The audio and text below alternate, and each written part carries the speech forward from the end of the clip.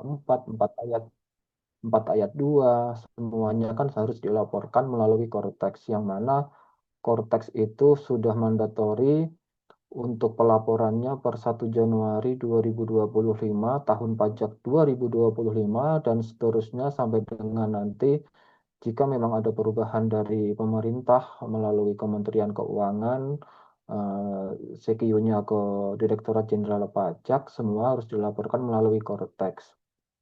Adapun di pertemuan malam hari ini, kita belajar Cortex, harus kita ingat posisi kita di bagian apa. Apakah kita sebagai tenaga kerja, pekerja, teknisi perpajakan, ahli perpajakan, ataupun kita sebagai wajib pajak pribadi, wajib pajak orang pribadi ya, ketika harus melaporkan SPT tahunan. Seperti halnya sekarang di bulan Februari itu sudah masuk batasan bulan kedua, karena kalau PPh pasal 21 wajib pajak orang pribadi itu kan paling telat dilaporkan tanggal 31 Maret tahun berikutnya, atau kalau sekarang tahun pajak 2025 harus kita laporkan di KUP sudah belajar, dilaporkan paling telat adalah tanggal 31 Maret 2026 untuk PPh badan usaha yang 1771-nya itu nanti di tanggal 30 April 2026.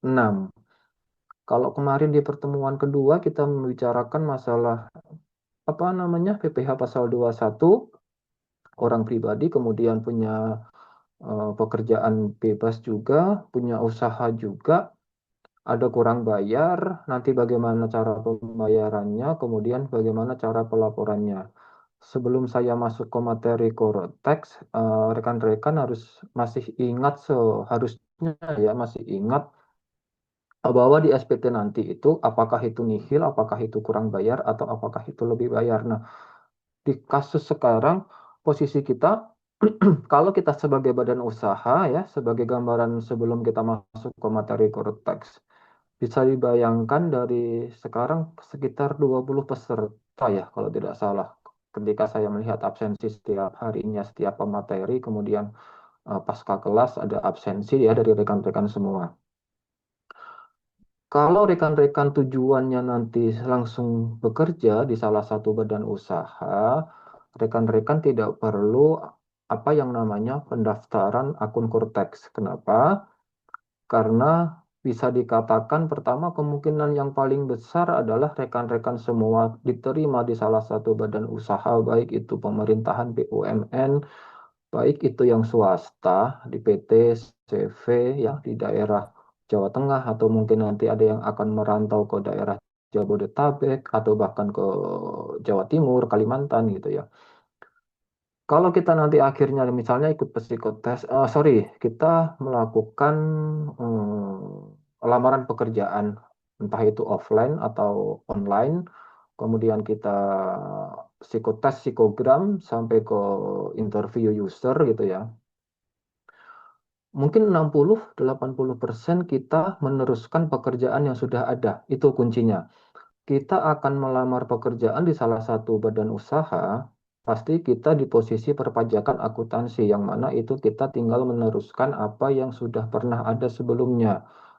Bisa dikatakan kalau sekarang rekan-rekan lulus tahun 2026, Cortex ini kan sudah berjalan 2 tahun, 1,5 tahun sampai dengan 2 tahun. Artinya PT tersebut sudah membuat akun Cortex. Akun Cortex mungkin sudah ada yang sudah belajar atau sekedar tahu, atau bahkan yang belum tahu sekalipun, Cortex itu kan sekarang salah satu-satunya pintu pelaporan perpajakan, baik itu pembuatan SPT, kemudian pembuatan kode billing pembayaran kalau ada kurang bayar, kemudian termasuk pembuatan faktur pajak kalau PPN, sudah belajar PPN, PPNBM ya, pembuatan bukti potong unifikasi, PPh pasal 22, 23, segala macam.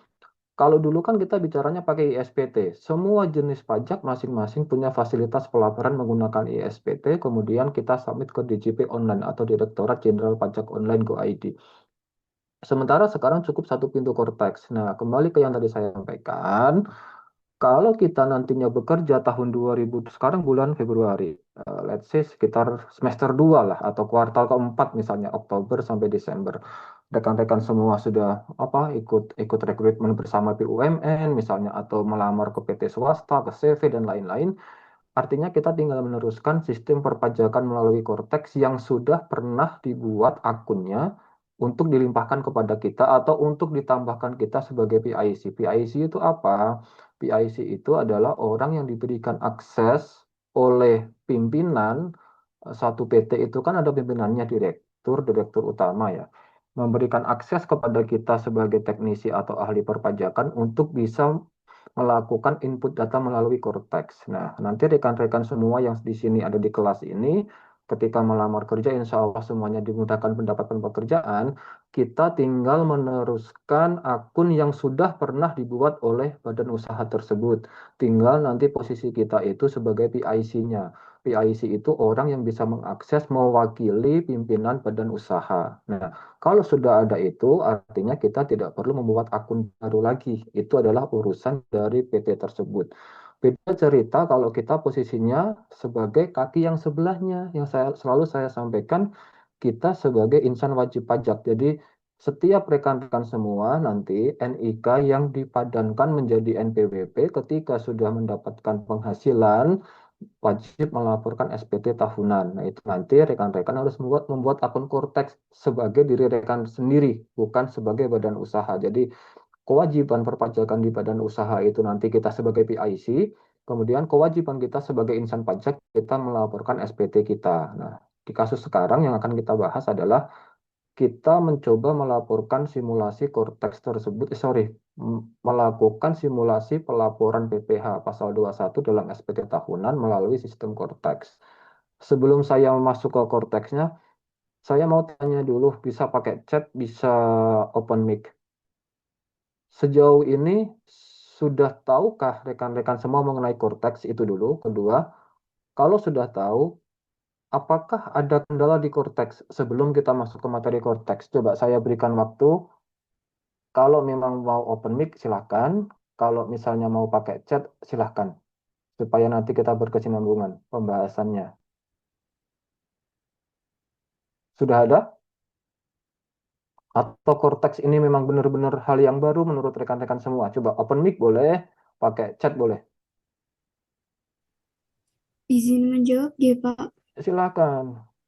Kalau untuk terkait mengenai tahu tidaknya tentang korteks itu dari umku sudah mengenal sedikit mungkin karena kita sudah pernah ada pelatihan terkait dengan korteks Oke, tapi tidak menggunakan korteksnya langsung. oke.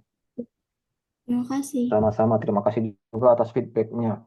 Begini, sebenarnya Cortex itu kan panjang ya. Pertama kita bicara Cortex dari sisi badan usaha sendiri itu ada, bagi saya punya dua dua apa ya? Punya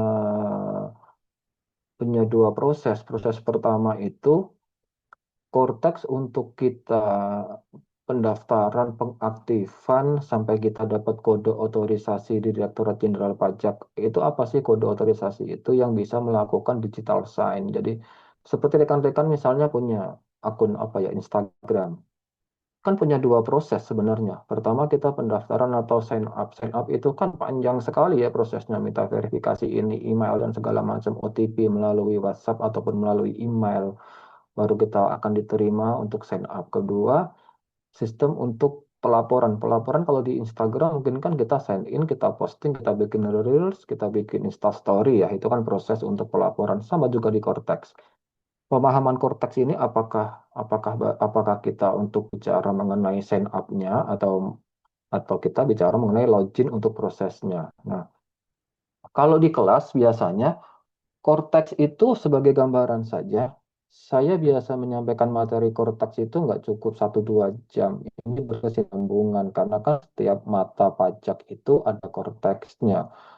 Bahkan bisa dibilang mungkin saya biasanya bisa 6-10 pertemuan. Kenapa? Kita bicara pendaftaran, kita bicara akses, baru kita bicara pelaporan. Nah, untuk kasus pada malam hari ini kita konsennya ke pelaporan, yang mana kita pernah belajar PPh pasal 21, nanti coba itu semua kita input ke dalam Cortex dengan simulasi kita atas bukti potong. Masih ingat ya rekan-rekan semua, setiap penghasilan yang didapat oleh wajib pajak itu, oleh tenaga kerja, oleh pekerja itu, kita wajib untuk melaporkan SPT tahunan kita.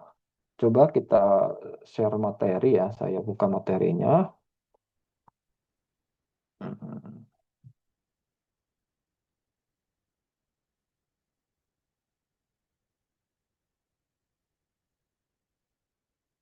Oke, pertama,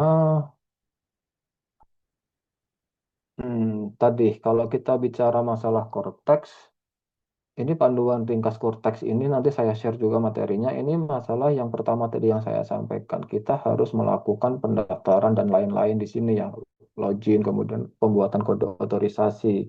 Kita bikin PIC, kita bikin penunjukan juga untuk PIC, role akses batas mana akses kita untuk bisa mengelola akun Cortex dan lain-lain sampai nanti buat kode billing sampai ke pelaporan.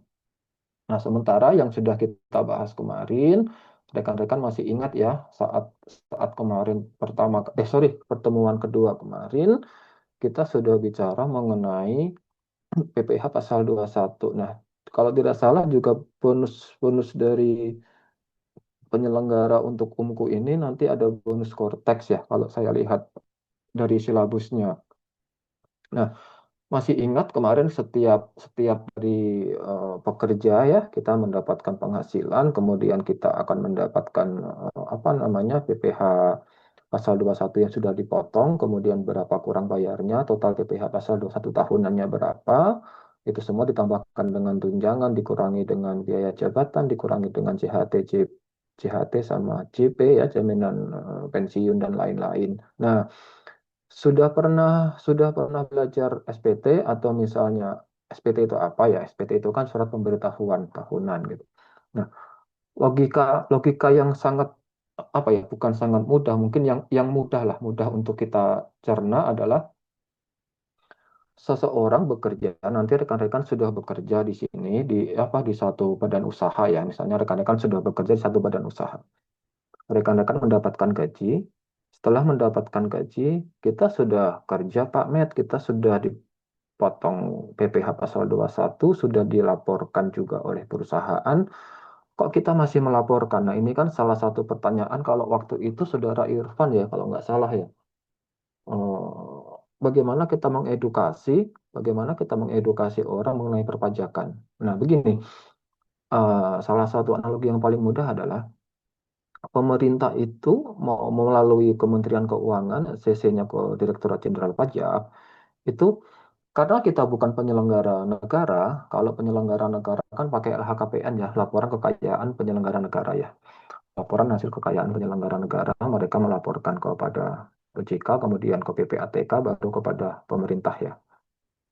Sementara kita sebagai insan wajib pajak sipil, baik itu ASN maupun swasta, intinya kita warga negara Indonesia, yang mana di KUP sudah disampaikan apa itu pajak, apa tujuan pajak, apa kewajiban pajak, apa haknya untuk kita sebagai wajib pajak. Nah, kalau kalau penyelenggara negara melakukan pelaporan LHKPN dan SPT, kalau kita cukup SPT, nah, logikanya begini, kita dapat gaji, pemerintah itu pengen atau mau tahu, karena pajak itu kan disetorkan oleh kita, diterima oleh pemerintah, tapi tidak secara langsung untuk kita rasakan atau kontraprestasi namanya. Pada akhirnya entah itu menjadi jalan pemerintah, jalan nasional, jalan provinsi, kemudian menjadi salah satu bentuk apa belanja negara lainnya, termasuk yang sekarang mungkin ada MBG dan lain-lain gitu. Dari sisi kita sendiri, kewajiban kita kenapa harus melaporkan SPT, pemerintah itu eh, mau mengetahui total pendapatan kita itu dibelanjakan untuk apa. Apakah itu cukup untuk kebutuhan hidup layak dengan batasan minimum UMK UMR? Karena kalau memang di bawah PTKP kan ya cukup-cukup untuk hidup saja. Sementara kalau jauh di atas PTKP ya, PTKP 54 juta, sementara misalnya Lajang 54 juta. Sementara penghasilan kita kan 100 juta kan di atas PTKP dalam 1 tahun gitu. Itu larinya kemana? Apakah hanya untuk kebutuhan hidup saja, sesuai dengan kebutuhan hidup layak? Oh enggak, kan di atas UMR, artinya di atas PTKP, artinya pun sudah tercukupi untuk kebutuhan hidup layak. Berarti ada yang kita belanjakan. Satu contoh, nanti baru kita ke kasus. Orang dengan pendapatan 100 atau 200 juta, tinggalnya di daerah, misalnya di Jawa Tengah, dengan UMR mungkin kalau Jawa Tengah sekarang sekitar 3 jutaan ya. 3 jutaan. Sementara gaji dia kan 100 juta. 3 juta kalau dikalikan 12 baru 36 juta untuk kebutuhan hidup layak misalnya. Masih ada sisa sekitar 54 juta. Nah, 54 juta itu akhirnya dalam bentuk apa? Bisa, oh menjadi kendaraan. Kalau kendaraan mungkin belinya cash, karena masih sisanya masih cukup tinggi tadi sisa sisa pendapatannya. Baru 1 tahun, kalau sudah bekerja 2, 3, 5 tahun misalnya. Oh, karena ada kebutuhan yang cukup primer yaitu rumah, ada beli rumah. Tapi apakah Pak Met, apakah cukup sisa saya menjadi rumah? Oh, tentu tidak. Karena harga rumah Pak Met sekarang sudah 200 jutaan, 300 jutaan misalnya di daerah Jawa Tengah. Berarti pemerintah juga mau melakukan inventarisir. Menjadi hartanya berapa, menjadi hutangnya berapa. Kalau tadi misalnya sisa uang dalam 1 sampai 5 tahun itu 200 juta, misal ya kita sekali lagi pemisalan, 200 juta, kita punya motor berapa sekarang motor Vario, PCX, NMAX misalnya ya kita sebut merek saja ya. Motor Matic, motor sport itu. Harga sekitar 30 juta lah tengah-tengahnya. Ada yang 20 something, ada yang 50-an. Taruhlah 30 juta. Kita punya uang 200. Berarti ada harta dalam bentuk motor, kemudian ada bentuk rumah. Pamet, rumah kan 300 juta, kan uang saya cuma 200 juta tadi. Oh, nggak apa-apa, pemerintah mengakui adanya hutang. Berarti harta kita berbentuk cash and bank, baik itu kas di tangan di rumah ataupun tabungan di perbankan. Kemudian kita juga punya obligasi, misalnya obligasi retail Indonesia untuk yang konvensional, sementara untuk yang syariah itu kan pakainya sukuk ya, bukan ori, pakai sukuk. Rekan-rekan lebih paham lah ya di Muhammadiyah Kudus. Ada berbentuk obligasi ataupun ori, ada yang berbentuk sukuk, kemudian ada rumah tadi itu. Rumah kan ada 300 juta. Oh, berarti rumah boleh diakui 300 juta, tapi nanti juga ada kolom hutang. Seperti halnya neraca, ada harta, ada hutang. Jadi harta kita ungkapkan, kemudian hutang juga kita ungkapkan. Nah, jadi tujuan daripada SPT itu salah satunya adalah untuk mengetahui aliran uang yang kita terima itu kemana saja ketika itu sudah di atas PTKP yang wajib kita laporkan atau di atas 60 juta kalau yang 1770 SPT yang lama, versi lama. Kalau sekarang kan semua versi pakainya 1770, baik yang di bawah 60 juta, yang di atas 60 juta maupun yang di atas 60 juta tetapi mempunyai pekerjaan bebas atau usaha UMKM seperti kasus kemarin. Jadi nanti rekan-rekan semua kalau misalnya ditanya oleh oleh dosen atau ditanya oleh bagian perpajakan itu tahu untuk mengedukasi SPT itu gunanya untuk apa sih kalau kita wajib melaporkan SPT ternyata itu untuk melakukan declare atau pengungkapan pendapatan kita sekian rupiah menjadi kehidupan layak sekian rupiah, menjadi harta sekian, kemudian kita juga mempunyai hutang sekian rupiah. Itulah salah satu fungsi daripada SPT. Nah, seperti ini di soal ya, di soal rekan-rekan semua, coba dipelajari pelan-pelan contoh soal ini. Pada kesempatan ini kita akan praktik membuat SPT BPHOP yang mana sekarang sedang hangat-hangatnya ditunggu oleh pemerintah sampai tanggal 31 Maret 2026 nanti atas nama Tuan A dengan batasan kondisi sesuai dengan penjelasan bahwa Tuan A hanya bekerja pada satu pemberi kerja, berarti dia hanya bekerja di dalam satu badan usaha atau PT sebagai pegawai tetap. Ingat, pegawai tetap ya posisi dia yang bekerja selama 1 tahun penuh, berarti sejak Januari sampai dengan Desember 2025 kemarin, dan telah memiliki bukti potong atau BPA1 yang bukti potong 1721A1, sekarang namanya biar singkat adalah BPA1 dari perusahaan.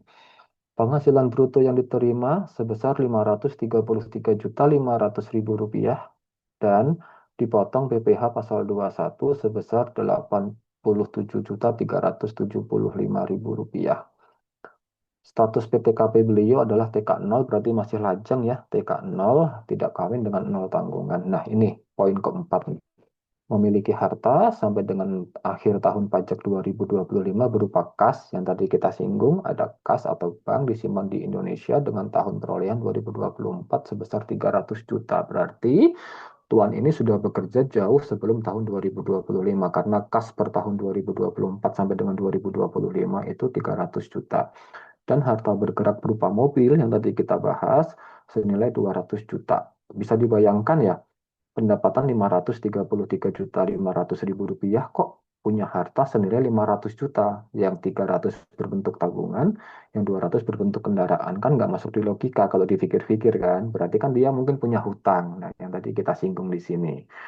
Beliau memiliki hutang sampai dengan akhir tahun pajak 2025 berupa hutang dari pemberi pinjaman di Indonesia dengan tahun perolehan 2025 sebesar 200 juta. Mungkin ini beliau karena masih lajang tinggal bersama orang tua, kemudian punya kendaraan, tapi mungkin kendaraan beliau menggunakan leasing. Logikanya kan seperti itu, menggunakan lembaga pembiayaan, entah itu leasing, entah itu yang non leasing. Intinya pakai lembaga pembiayaan di sini, punya hutang. Hutangnya adalah 200 juta. Memiliki PPh, nah PPh-nya sudah dipotong atau dipungut pihak lain. Kita callback ke materi yang pertemuan dengan saya hari Jumat sore itu kan, dipotong atau dipungut pihak lain sebesar 87.375 sama dengan yang di atas tadi itu. Tidak memiliki penghasilan lain, dah selesai. Tidak memiliki pembayaran zakat. Kalau ada kan bisa mengurangi ya, ada biaya jabatan, ada JHT, JP, ada yang dipotong oleh lembaga zakat yang diakui oleh pemerintah melalui Kementerian Keuangan kan tidak punya juga. Tidak memiliki fasilitas pajak. Sekali lagi kita kalau back pertemuan hari Jumat, tidak ada yang DTP ditanggung pemerintah seperti yang saya sounding beberapa waktu lalu ya, ketika COVID saya ada DTP karena memang salah satu klien yang saya pegang itu terkena dampak COVID, terkena dampak tsunami waktu itu sehingga dilakukan ditanggung oleh pemerintah intinya. Tidak memiliki kredit pajak lain selain kredit pajak dari BPA 1, berarti tidak punya setoran pajak selain BPH pasal 1. Coba dari rekan-rekan salah satu yang di sini, coba saya diberikan uraian dari pendapatan 533.500 ribu rupiah. Kenapa? Dengan status TK 0, kita tidak usah bicara tunjangan, kita tidak usah bicara pengurangan dari CHT ataupun CP yang dibayarkan oleh pekerja sendiri. Kenapa bisa ketemu angka 83.375? Coba saya pengen tahu salah satu, silahkan bisa open mic. Coba tolong salah satu menjelaskan dari 533.500 kenapa bisa ketemu angka 87.375. Coba tolong salah satu menjelaskan. Coba dihitung pakai coret-coret manual di buku atau di kertas A4 ya. Coba salah satu nanti kalau kalau bisa selesai ketemu, bisa open mic, saya persilahkan. Dari angka 533.500, kenapa ketemu BPH pasal 21-nya 87.375. Dengan status dia TK 0 sebagai PTKP, ada biaya jabatan tentunya, karena kita menggunakan tarif pasal 17 Undang-Undang HPP di sini. Kenapa pakai Undang-Undang HPP, Pak Met? Karena sudah Desember, dari Januari sampai dengan Desember. Kita nggak usah pusing masalah TER-nya dari Januari sampai dengan November. Coba tolong salah satu bisa menjelaskan kepada saya nanti supaya kita enak ngitungnya ke dalam korteks.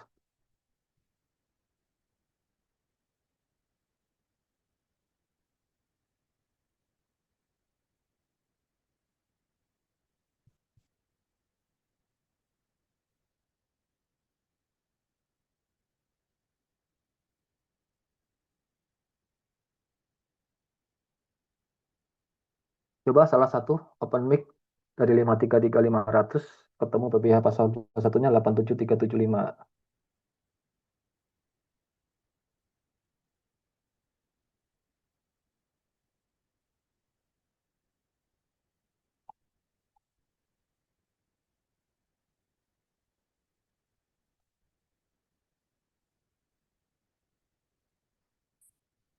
Dari pendapatan ini kemudian kita kurangi dengan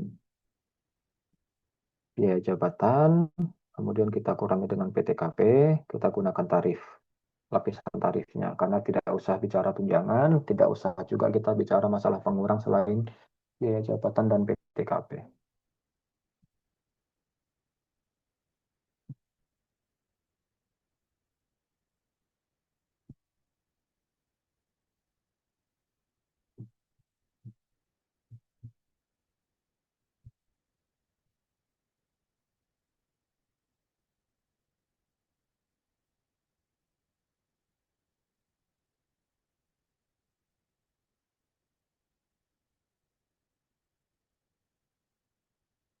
Silahkan salah satu bisa open mic menyampaikan.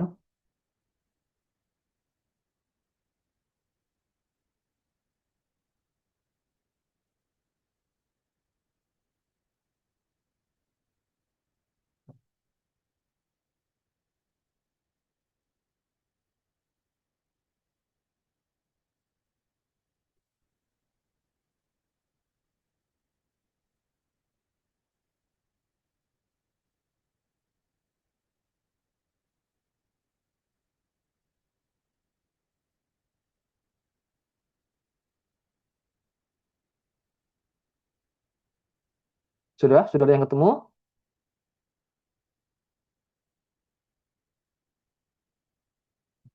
Dari 533.500 PPh pasal 21-nya 87.375.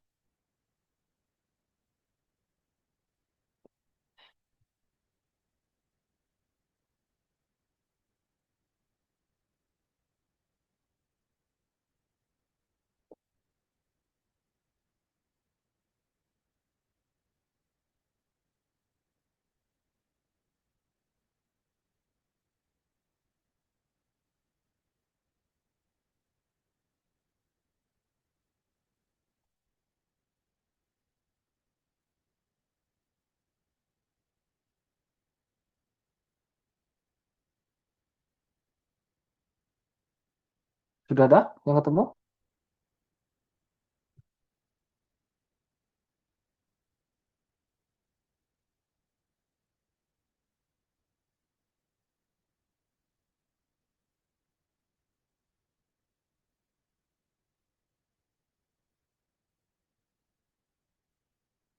Ayo, silakan open mic yang sudah.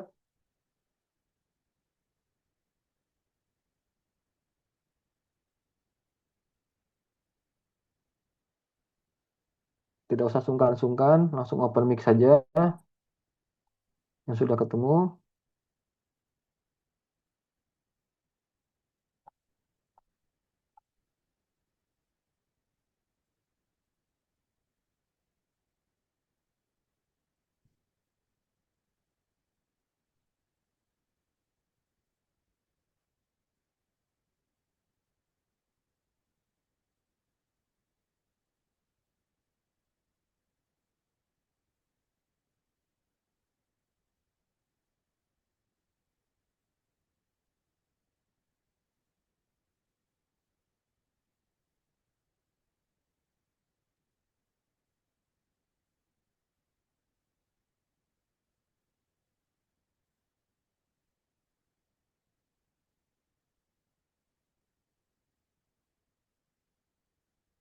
Ayo, sudah ada belum? Sudah 5 menit nih.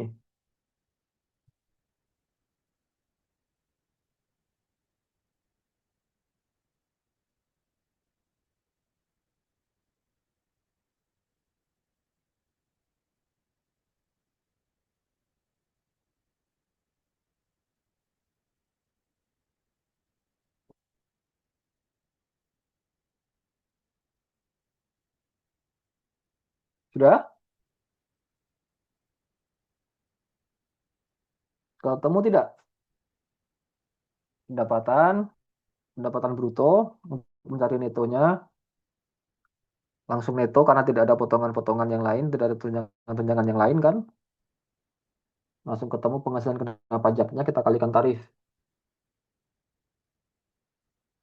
Yang penting sekarang rekan-rekan tinggal konsen ke 533.500, kemudian dikurangi dengan biaya jabatan, dikurangi dengan PTKP, ketemu PKP, PKP dikalikan tarif pasal 17 Undang-Undang HPP.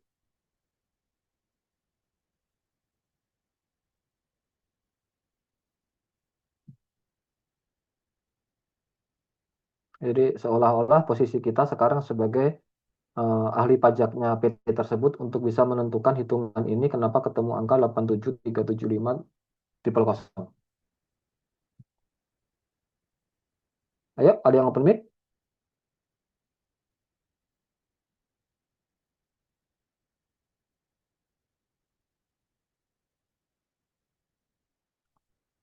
533.500 pendapatannya, kemudian dikurangi dengan biaya jabatan, kita kurangi dengan PTKP. Sudah, itu saja rumusnya. baru ke tarif 417.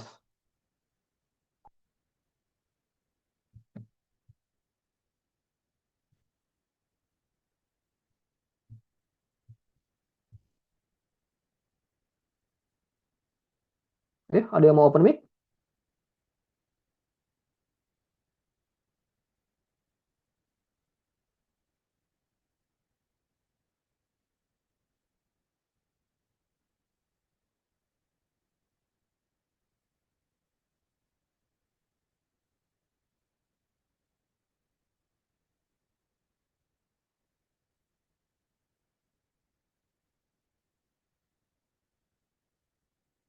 Silakan salah satu tolong mewakili.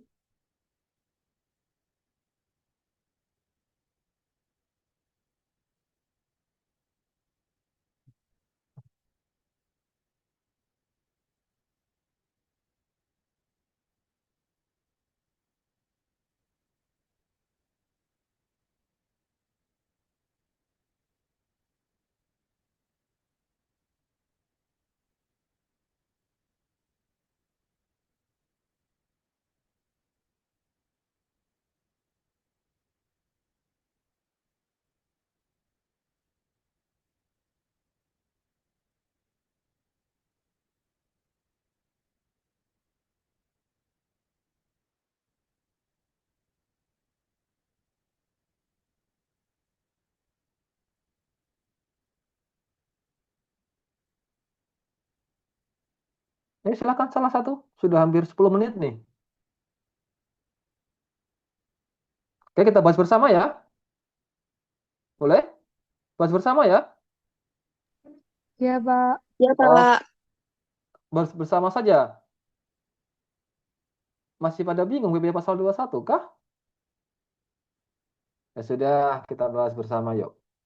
Total pendapatan bruto dia kan 533.500, kita kurangi dengan biaya jabatan 5%, atau maksimal 6 juta dalam 1 tahun pajak.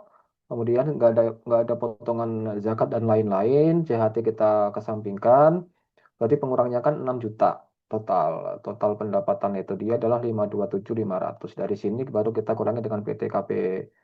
PTKP dia berapa PTKP-nya? PTKP dia adalah PTKP-nya itu berarti 54 juta ya. PTKP dia 54 juta, penghasilan kena pajak dia 473.500. Berarti dia kena lapisan yang 500 juta, batas maksimumnya. Masih ingat kan lapisan kita kemarin seperti apa? Lapisannya 0 sampai 5, 60, 5%, 60 sampai 250, 15, 250 sampai dengan 500 juta, itu 25%. Karena 473.500 ketemunya 3 lapis, sehingga langsung yang 60 juta kita kalikan dengan 5%, kemudian yang 250 juta dikurangi dengan 60 juta lapisan kedua kalikan 15%, sisanya dikalikan dengan 25%, sehingga ketemu angka 87375 triple kosong sesuai dengan bukti potong yang diterima oleh Tuan A. Angka ini, angka 87375 ini yang akan kita laporkan ke dalam SPT PPh pasal 21 atau SPT 1770 kita. Kita punya harta, kas dan setara kas 300 juta, kita punya kendaraan 200 juta, total harta kita 500 juta, tapi kita juga punya hutang senilai dengan 200 juta. Nah, angka ini yang akan kita bawa ke dalam pelaporan Cortex. Kita anggap kita sudah punya akun Cortex. Nanti kalau bicara masalah Pak Med, kan saya belum daftar akun Cortex. Nanti saya share materi cara pendaftarannya. Karena kalau kita bahas semuanya di sini tidak mungkin cukup waktu 2 jam. Pendaftaran akun Cortex, kemudian akses, kemudian, akses pendaftaran akun Cortex, kemudian kode otorisasi Direktorat Jenderal Pajak, baru kita aktifasikan terlalu panjang. Kita anggap kita sudah punya akun Cortex yang bisa kita gunakan untuk pelaporan. Nah, pertama, seperti biasa ya kita pakai login dulu, seolah-olah kita sudah punya ya ini ya login, kita pakai kata sandi kita pakai passphrase kita berapa, kita masukkan loginnya. Nah, kalau kita memang sudah punya ini, sudah punya apa namanya, kita sudah punya akun, nanti bukti potong tadi itu yang 87375 triple kosong itu otomatis akan ada di dokumen saya. Jadi dari portal saya, di dokumen saya nanti akan muncul bukti potong kita. Nah, di sini. Sekarang mulai tahun 2025, segala macam surat dari kantor pajak itu langsung masuk ke dalam akun Cortex kita. Kalau zaman dulu, ya sebelum ada Cortex, zamannya masih pakai Direktorat Jenderal Pajak atau DJP online, surat itu dikirim melalui email atau dikirim surat fisik ya, surat tertulis fisik dari KPP ke alamat NPWP-nya, apakah itu alamat rumah ataupun alamat domisili ya, itu langsung dikirim kepada kita. Sementara sekarang segala macam bukti potong yang sudah disubmit oleh pihak kantor itu langsung masuk ke dalam dokumen saya. Nanti setiap karyawan, setiap wajib pajak akan menerima di dokumen masing-masing. Jadi kita anggap bukti potong tadi sudah masuk di sini ya, bukti potong 1721A1 atau BPA1 sudah masuk di sini. Dari sini tinggal kita download ya, kita unduh dan lain-lain. Nanti kita download. Nah, inilah bentuk bukti potongnya. Bukti potong itu seperti ini bentuknya nanti. Kalau kita pakai simulasi sistem Cortex akan muncul secara sendirinya bukti potongnya seperti ini. Nah, sekarang cara pelaporan dari Cortex itu kita menggunakan konsep dulu, tidak bisa langsung lapor. Kita bikin apa namanya? Kita bikin draft SPT atau konsep SPT dari menu SPT ini, kemudian ke SPT-nya, klik ke SPT-nya. Baru di sini kita buat konsep SPT. Dari konsep SPT ini, otomatis kita diarahkan ke sini ke jenis pajak. Kan tadi saya bilang ada PPh pasal 21, kemudian ada PPh orang pribadi 2126 ini untuk ini. Kalau kita memang seperti yang kemarin kasus ada usaha dan lain-lain ya. Kemudian kalau yang unifikasi ini untuk bukti potong PPh 22, 23, 4 ayat 2. Sekarang pengen unifikasi. Kita pakai PPh orang pribadi ini, kita lanjutkan. Dari sini kita bikin periodenya Januari sampai dengan Desember 2025. Yang di checklist adalah SPT tahunan. Dari sini langsung masuk ke konsep SPT-nya sudah ada nih. Baru bikin konsep atau kita bikin cover saja ini, belum sampai ke isi-isinya. Baru setelah itu kita lakukan edit di sini ya, kita edit, klik edit, baru kita akan masuk ke induknya. Nah, di sini kita disuruh milih tahun pajaknya sudah sesuai atau belum, periode pembukuannya sudah sesuai atau belum, normal, oke normal. Kita pakainya pencatatan karena kan kita nggak mau pakai pembukuan ya, namanya kita cuma dapat gaji saja, bukan sebagai pengusaha. Nah, dari sini nanti otomatis akan tergenerate sendiri. Ini nggak bisa kita otak-atik karena ini sesuai dengan data kita. Ini sudah tergenerate dari data bukti potong A1-nya tadi itu. Nah, dari sini tinggal kita pilih semuanya. Apakah Anda, nah ini yang saya bilang, apakah Anda menerima penghasilan dalam negeri? Ya. Apakah Anda menerima penghasilan dalam negeri dari usaha atau pekerjaan bebas? Tidak. Karena tadi hanya punya satu bukti potong. Apakah Anda menerima penghasilan dalam negeri lainnya? Tidak. Apakah Anda menerima penghasilan luar negeri? Juga tidak. Intinya, kita hanya dari satu pemberi kerja. Dari sini baru masuk nanti otomatis tergenerate juga dari bukti potong kita sesuai dengan soal tadi itu total pendapatan bruto kita 527.500 ya. Ketemu, ketemu PTKP-nya kita, ketemu dengan nanti otomatis muncul yang penghasilan kena pajak kita itu otomatis sudah muncul. Dari sini langsung ketemu PPh pasal 21 yang terhutang tadi itu, ini juga tergenerate otomatis dari bukti potong kita, sehingga oh ternyata data ini sudah sesuai dengan bukti potong yang kita terima. Kalau memang sudah sesuai semua, otomatis kita akan nihil, kita nggak akan ada angsuran PPh pasal 25. Ingat kan kemarin hari Jumat sore kita bicara, oh ternyata ada angsuran yang harus dibayarkan, kita kan tidak ada angsuran tadi karena hanya dari satu pemberi kerja saja. Kalau sudah semuanya, sudah sesuai semua, tinggal nanti kita nggak perlu bikin bukti bayar ya, sudah nihil. Kalau sudah, tinggal semuanya kita checklist apakah Anda hanya menerima penghasilan teratur dan berkewajiban membayar PPh pasal 25, tentunya kan tidak. Kalau kalau pakai iya, otomatis kita punya angsuran, sehingga kita bikin tidak semua, cukup dari satu pemberi kerja. Nah, kalau masalah hutang piutang, tadi kita di soal ada yang namanya harta dan ada yang namanya hutang. Ini harta kita, ini hutang kita. Oke, kita punya hutang, iya.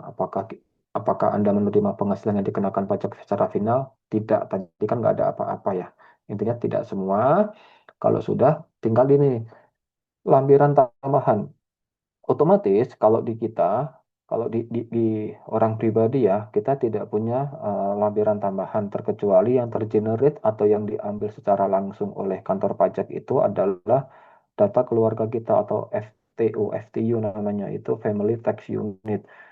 Karena tadi dia adalah TK 0 ya, kalau tidak salah TK 0 kan dia belum punya istri, belum punya tanggungan. Tapi kalau kita sudah punya pasangan, kita punya anak, nanti otomatis itu setelah kita memasukkan NIK sebagai NPWP di awal tadi waktu login, data kita secara inquiry itu diambil oleh kantor pajak melalui Disdukcapil tempat rekan-rekan terdaftar, Disdukcapil Kota Kabupaten Semarang atau Kudus atau Pati atau Jepara gitu nanti akan terinquiry sendiri dari DJP melalui apa namanya Kementerian Dalam Negeri yang diambil dari Dinas Pendudukan dan Catatan Sipil di Dukcapil masing-masing sehingga kita tidak bisa bohong.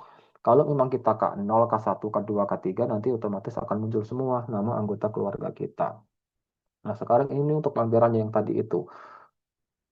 Harta, tadi kan ada harta, ada kas dan bank senilai 300, kemudian ada kendaraan senilai 200, kita punya hutang senilai 200 juta. Sehingga kita harus menambahkan di sini, menambahkan kas kita tadi ya, kas dan setara kas kita tambahkan kodenya 0102, kalau kas itu ya, kas ataupun bank kita masukkan 300 jutanya. Sudah kita simpan. Kemudian kalau untuk harta bergerak, tadi ada mobil kan 0403 dia kodenya mobil nomornya sekian sekian sekian. Kemudian ada NPWP kita juga tergenerate di sini. Ada nilai kendaraan kita berapa. Setelah ada kendaraan, tadi sudah ada cash in bank, ada kendaraan, terakhir ada hutang kita. Tadi kita punya hutang senilai dengan 200 juta.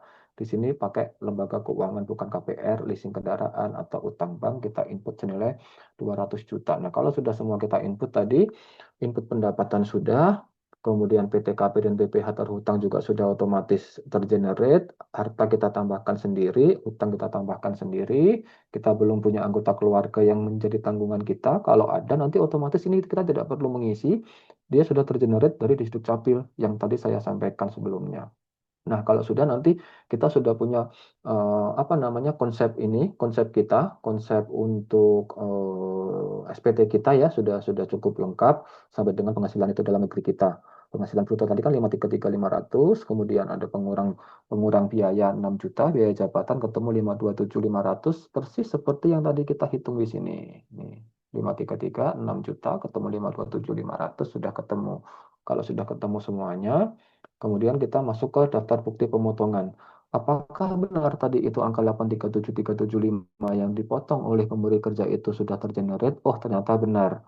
Sudah muncul secara sendirinya bukti potong kita senilai dengan 837.375 itu sudah masuk ke dalam SPT, sorry, sudah masuk ke dalam bukti potong yang ada di Cortex kita. Jadi sudah tidak perlu lagi mengisi manual semenjak Cortex ini nih saya rasa apalagi seperti rekan-rekan ya sudah gengsi seperti ini saya rasa sangat-sangat familiar nantinya kalau sudah ada simulasi kelas Cortex yang secara mendalam dan komprehensif. Kalau ini kan hanya tambahan materi saja ya pengayaan materi buat rekan-rekan sehingga saya menyampaikan gambaran umum atau overview saja mengenai Cortex. Nanti kalau memang ada kelas khusus dari ATPI atau dari TSI Jawa Tengah mungkin nanti di sesi yang terpisah saja yang karena ini tidak cukup dengan 2 jam. Saya biasanya bisa 6 sampai dengan 10 pertemuan untuk membahas masalah simulasi Cortex ini.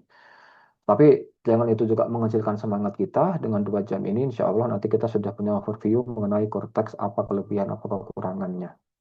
Oke, kalau sudah semua, sudah oke semua, kita juga sudah tidak punya ini ya kredit pajak selain yang dari apa namanya bukti potong kita tadi itu otomatis sudah tinggal kita cara menyampaikan kita. Nah ini kita harus sudah apa namanya punya kode otorisasi DJP yang tadi saya bilang karena kode otorisasi DJP itu fungsinya adalah untuk melakukan tanda tangan digital di sini. Nah di sini kita checklist dengan segala macam data kita sendiri, nama kita sendiri, kita simpan konsep, kita langsung lapor karena kita tidak perlu bayar. Kenapa Pak kita tidak perlu bayar? Kita hanya diberikan satu bukti potong dari satu pemberi kerja sehingga kita tidak ada angsuran yang lain atau tidak ada kurang bayar. Nah, kalau sudah ini yang tadi saya bilang, rekan-rekan semua, Kementerian Keuangan melalui Direktorat Jenderal Pajak itu memberikan beberapa pilihan untuk kita melakukan tanda tangan digital karena kita tidak perlu lagi membubuhkan tanda tangan secara manual, secara tinta. Nah, namun dari Kementerian Keuangan melalui DJP itu memberikan pilihannya adalah apakah kita akan menggunakan tanda tangan digital yang berbayar atau yang tidak berbayar. Kalau yang berbayar kan bisa pakai menggunakan dari Badan Sandi Nasional bisa dari BRIN bisa, Kemudian kalau kita pakai yang tidak berbayar, Kementerian Keuangan melalui DJP sudah memberikan fasilitas yang namanya kode otorisasi DJP. Nah, di sini tinggal kita pilih. Kalau memang kita sudah punya langganan atau subscribe untuk digital sign yang berbayar, ya kita tinggal memilih, kita aktifkan. Tapi karena kita menggunakan yang tidak berbayar, kita cukup menggunakan KUDJP atau kode otorisasi Direktorat Jenderal Pajak, nanti otomatis sudah muncul di akun kita, tinggal kita masukkan kata sandi atau passphrase kita. Passphrase kita ini yang nyusun adalah kita sendiri, yang tahu hanya kita, orang lain tidak bisa. Sehingga kalaupun orang lain bisa mengakses, maaf, misalnya data kita bocor, misal ya, karena kita ke warnet atau ke mana namanya di luar ya, atau kita menggunakan open source WiFi, biasanya kan bisa di-cloning oleh pihak lain. Nah, di sini apa second layer untuk KeyPass-nya DJP itu bisa menggunakan passphrase-nya data kita, sehingga yang tahu hanya kita. Kalaupun mereka bisa mengakses, mereka tidak akan mungkin bisa mengakses untuk kata sandi tanda tangan kita, karena ini cukup dalam menunya untuk bisa sampai ke sini. Kalaupun orang lain, misalnya rekan-rekan pakai WiFi yang free ya di lingkungan apa, misalnya entah di perumahan atau mungkin di lingkungan kampus atau di lingkungan fasilitas umum ya, itu kan mungkin bisa di-cloning untuk akses kita, tapi mereka tidak akan bisa melakukan cloning untuk masuk di dalam ini, sehingga saya rasa ini cukup secure dari DJP melalui Cortex ini. Nah, kalau sudah tinggal kita simpan, kita konfirmasi tanda tangan kita. Kalau sudah, di sini akan muncul SPT yang disampaikan. Tadinya kan kita di posisi ini nih, pertama di konsep SPT, kalau ada yang kurang bayar pakai menunggu pembayaran, kalau sudah dilaporkan otomatis langsung muncul di sini. Berarti sudah apa SPT yang sudah kita laporkan di sini sudah muncul, tinggal kita download SPT-nya, tinggal kita lihat ini apa namanya nih, tanda terima BPE, bukti penerimaan elektronik kita ada di sini semua. Sehingga nantinya rekan-rekan kalau sudah bekerja, insya Allah dalam waktu dekat lulus bekerja gitu ya, tahun 2026, berarti rekan-rekan nanti punya bukti potong akhir Desember 2026 yang akan rekan-rekan laporkan paling telat 31 Maret 2027 yang akan datang. Yang akan datang.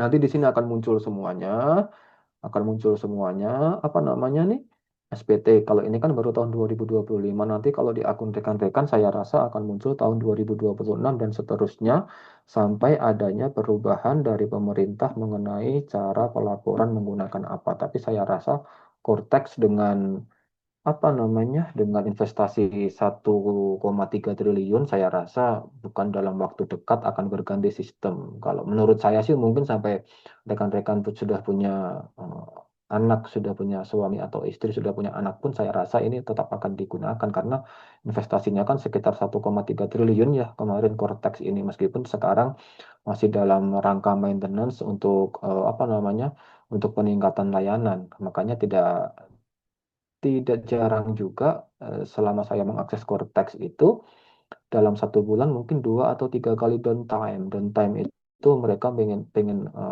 nggak sampai shutdown sih, enggak. Mereka pengen mengambil rest time ya untuk istirahat. Mereka melakukan penyempurnaan sistem daripada Cortex yang mungkin kalau rekan-rekan sering melihat berita portal nasional baik di elektronik maupun baik di sosial media maupun di berita nasional ya, TV-TV nasional gitu kan, mungkin sering bicara Pak Menteri Keuangan melakukan sidak Cortex atau melakukan kunjungan atas kendala Cortex untuk bisa disempurnakan atau diperbaiki sistemnya. Nah, itu kemarin pun saya mengalami hari Kamis. Hari Kamis itu downtime malam harinya, sehingga ini ya, Cortex itu kan satu sistem yang baru, yang mengakses itu kan mungkin puluhan juta sampai ratus juta orang dalam waktu yang bersamaan, itu kan bisa dikatakan akan down sistem itu ketika bersamaan orang melakukan akses. Biasanya saya kalau mengerjakan Cortex itu biasanya ya ini, saya itu entah antara malam menjelang fajar, maksudnya di sepertiga malam terakhir atau di setengah malam, di setengah tengah malam lah, ketika orang mungkin sedang lelap-lelapnya, mereka sedang istirahat, saya akses. Bahkan waktu saya melakukan sign up pendaftaran itu, saya sampai hampir 1 minggu tuh baru berhasil untuk klien yang saya pegang ya, karena kan ada beberapa klien yang saya pegang dan semuanya harus dalam waktu yang bersamaan diaktifkan akun Cortex-nya. Namun sekarang mungkin lebih lebih cepat, hanya saja kalau SPT tahunan seperti yang kita bahas ini, Bisa dibayangkan rekan-rekan semua, sekarang itu kan sudah Februari, nanti kan telatnya kan 31 Maret, itu semua orang pasti akan menumpuk trafficnya itu di bulan Maret, bahkan bisa dikatakan di 2 minggu terakhir Maret nanti itu kan kalau tidak salah setelah Lebaran ya berarti ya, setelah Idul Fitri, itu nanti mungkin traffic cortex ini akan padat dan bisa downtime juga seperti yang kejadian beberapa waktu terakhir ini. Nah, kalau sudah nanti kita akan terima BPE. Nah, tadi yang saya bilang, bukti penerimaan elektronik ini adalah bukti SPT kita sudah dilaporkan. Nah, saat ini yang kita bahas adalah mengenai overview overview korteksnya. Kita tidak akan mungkin masuk ke dalam simulasi korteks secara menyeluruh karena kita bicara waktu, kita bicara materi itu kan tidak cukup hanya untuk dengan 2 jam. Nah, sekarang sebelum saya masuk lebih lanjut dari sini, ada rekan-rekan yang akan bertanya nanti kita coba akses salah satu korteks klien yang saya pegang coba sampai dengan sini. Apakah ada yang akan ditanyakan dari rekan-rekan semua? Saya berikan waktu ya 5-10 menit lah ya. Silakan bagi yang akan bertanya mengenai korteks. Nanti baru kita coba lihat akses korteks yang sesungguhnya.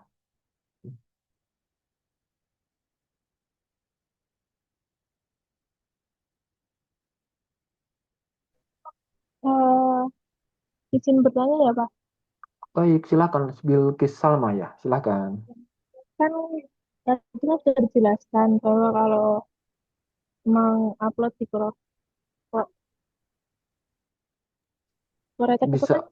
terakhir di tanggal 31 Maret kan, Pak. Nah, itu kan semua orang itu pasti kan mengakses di proyek tersebut. Nah, eh, solusinya itu gimana sih, Pak? Kalau proyek tersebut itu kan sering terkendala kan, apalagi kalau wifi-nya nggak bisa atau sedang digunakan banyak orang itu kalau nge-lag atau nggak bisa diakses itu bagaimana ya, Pak? Terima kasih. Baik. Ini saya rasa kendala yang sangat apa ya, majemuk ya saya rasa nggak hanya di rekan-rekan yang ada di sini. Bahkan tadi saya sampaikan beberapa kali kejadian, saya pun kan juga sampai harus lembur kerja. Jadi saya kayak orang yang terbalik kehidupannya. Saya waktu waktu melakukan pendaftaran Cortex tadi itu, saya kerja malam sampai pagi, giliran pagi saya gantian istirahat gitu. Kalau sekarang, saat-saat ini ya sekarang, kecuali ini, kita harus bikin disclaimer dulu. Kecuali Cortex ini PPN. PPN itu kan nggak mau tahu waktu. Kenapa? Jam 8 kita kerja, jam 5 tenggo yang nggak yang non shift mereka tutup kantor. Kalau yang shift, tapi saya rasa kalau back office itu jarang pakai shifting. Kalaupun shifting mungkin cuma shift 1, shift 2. Jarang kan back office itu kerja di malam hari gitu. Tapi kalau kalau tanya ke saya Pak Med, terapinya apa untuk apa ya untuk bisa meminimalisir kendala? Pertama, tentu rekan bisa menggunakan sistem terbalik. Toh itu kan nggak setiap hari ya, nggak setiap hari. Sistem terbalik itu kita kerja bisa di malam hari atau di pagi atau di malam menjelang pagi. Kalau saya itu kan aksesnya orang itu nggak seberat aksesnya ketika office hour jam 8 sampai jam 5. Yang kedua, kalau masalah WiFi, masalah bandwidth dan lain-lain kan itu satu pilihan ya. Kita kan nggak bisa menentukan kekuatan WiFi, terkecuali kita pakai tethering dengan provider yang sudah rekan-rekan yakin di tempat tinggal sana memang cukup tinggi signalnya ya. Kalau kalau signalnya masih pakai WiFi, apalagi WiFi yang bandwidthnya beli sekian bulk, kemudian dibagi-bagi ke daerah itu kan cukup cukup riskan. Kalau saya pertama apa ya merubah sistem sorry merubah waktu kerja kalau saya khusus untuk Cortex ya bukan untuk perpajakan yang lain. Tadi kan kita kan sudah bicara pajak itu kan 3 kriteria. Kita bisa mengerti hukumnya, kita bisa ngitungnya atau kita bisa lapornya. Padahal lapor ini kan yang bisa kita katakan paling berat tanggung jawabnya. Kenapa? Nggak semata-mata kita punya data lantas bisa langsung lapor, seperti yang tadi rekan Bilkis Salma bilang. Pak Med, gimana ya Pak Med ya kok sering banget terjadi downtime, sering banget terjadi ini. Saya rasa sampai dengan sistem ini akan normal dengan sepenuhnya, ini akan tetap terjadi. Buktinya kemarin pun saya 2 kali dalam 1 pekan, itu 2 kali downtime. Saya pertama, saya rubah jam kerja saya rubah.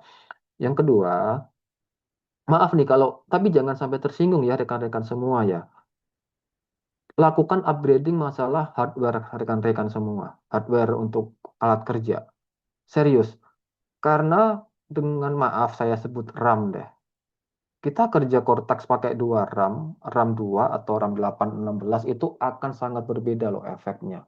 Kalau saya ini, karena mencoba beberapa kali kalau pakai PC dari office itu dari kantor itu, ya namanya PC kan terbatas ya nggak seperti laptop. Otomatis saya pisahkan rekan bekerjasama. Pekerjaan untuk perpajakan manual sama pekerjaan untuk Cortex pelaporan. Saya pisahkan alat kerjanya. Saya coba menggunakan yang lebih tinggi. Bukan berarti Pak Met jangan bicara masalah materi. Bukan.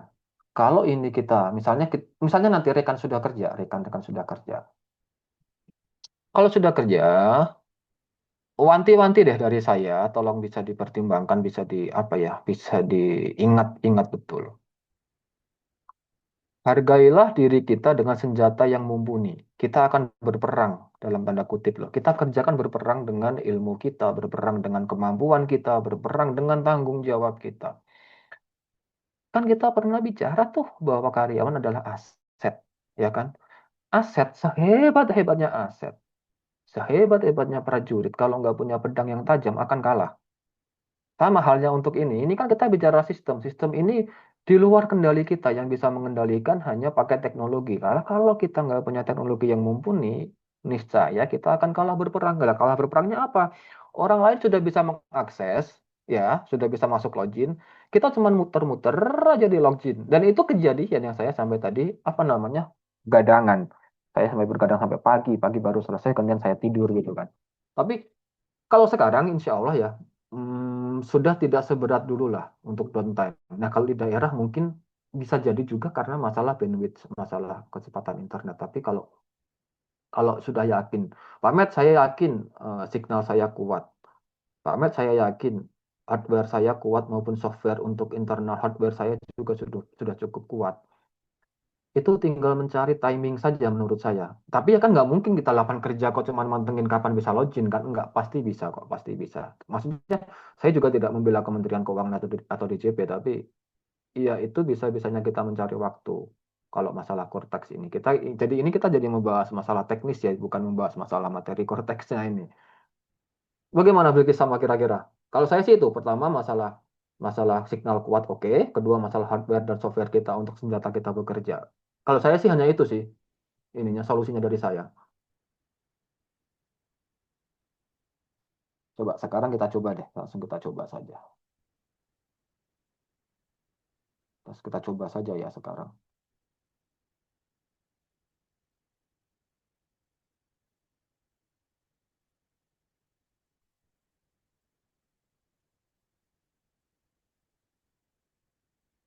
Saya pakai salah satu klien saya coba atau punya punya saya sendiri misalnya ya, misalnya. Ini signal saya yakin kuat, signal kuat ya, kita coba. Saya coba pakai akun saya.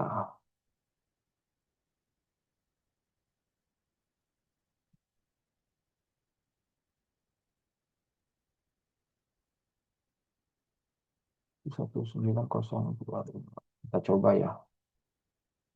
Hmm.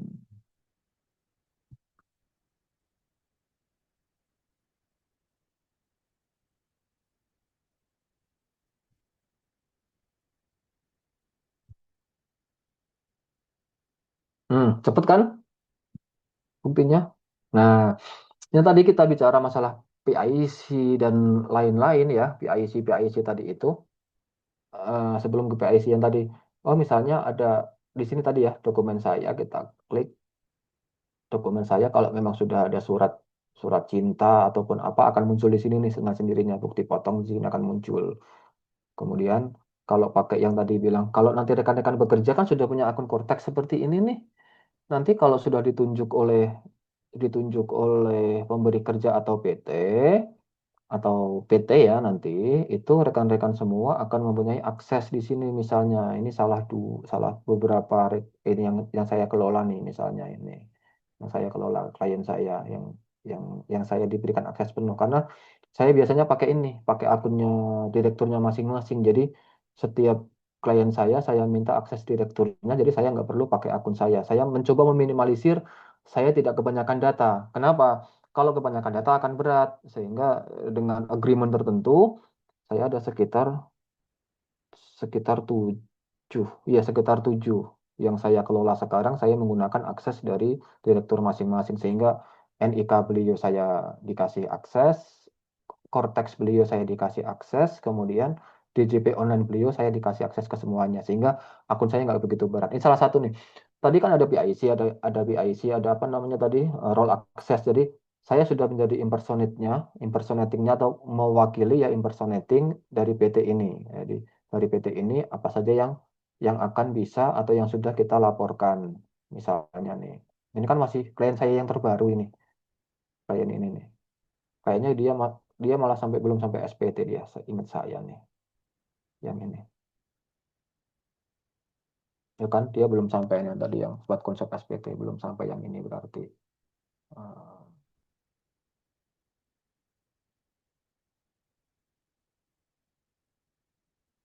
Misalnya yang ini,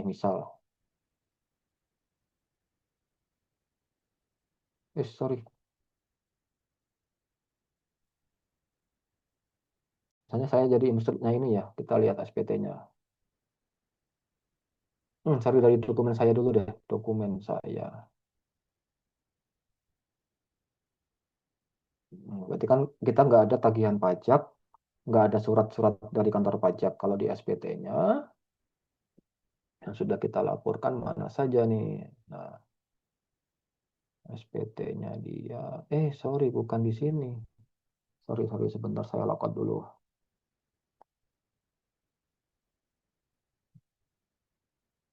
Hmm, hmm, hmm, hmm.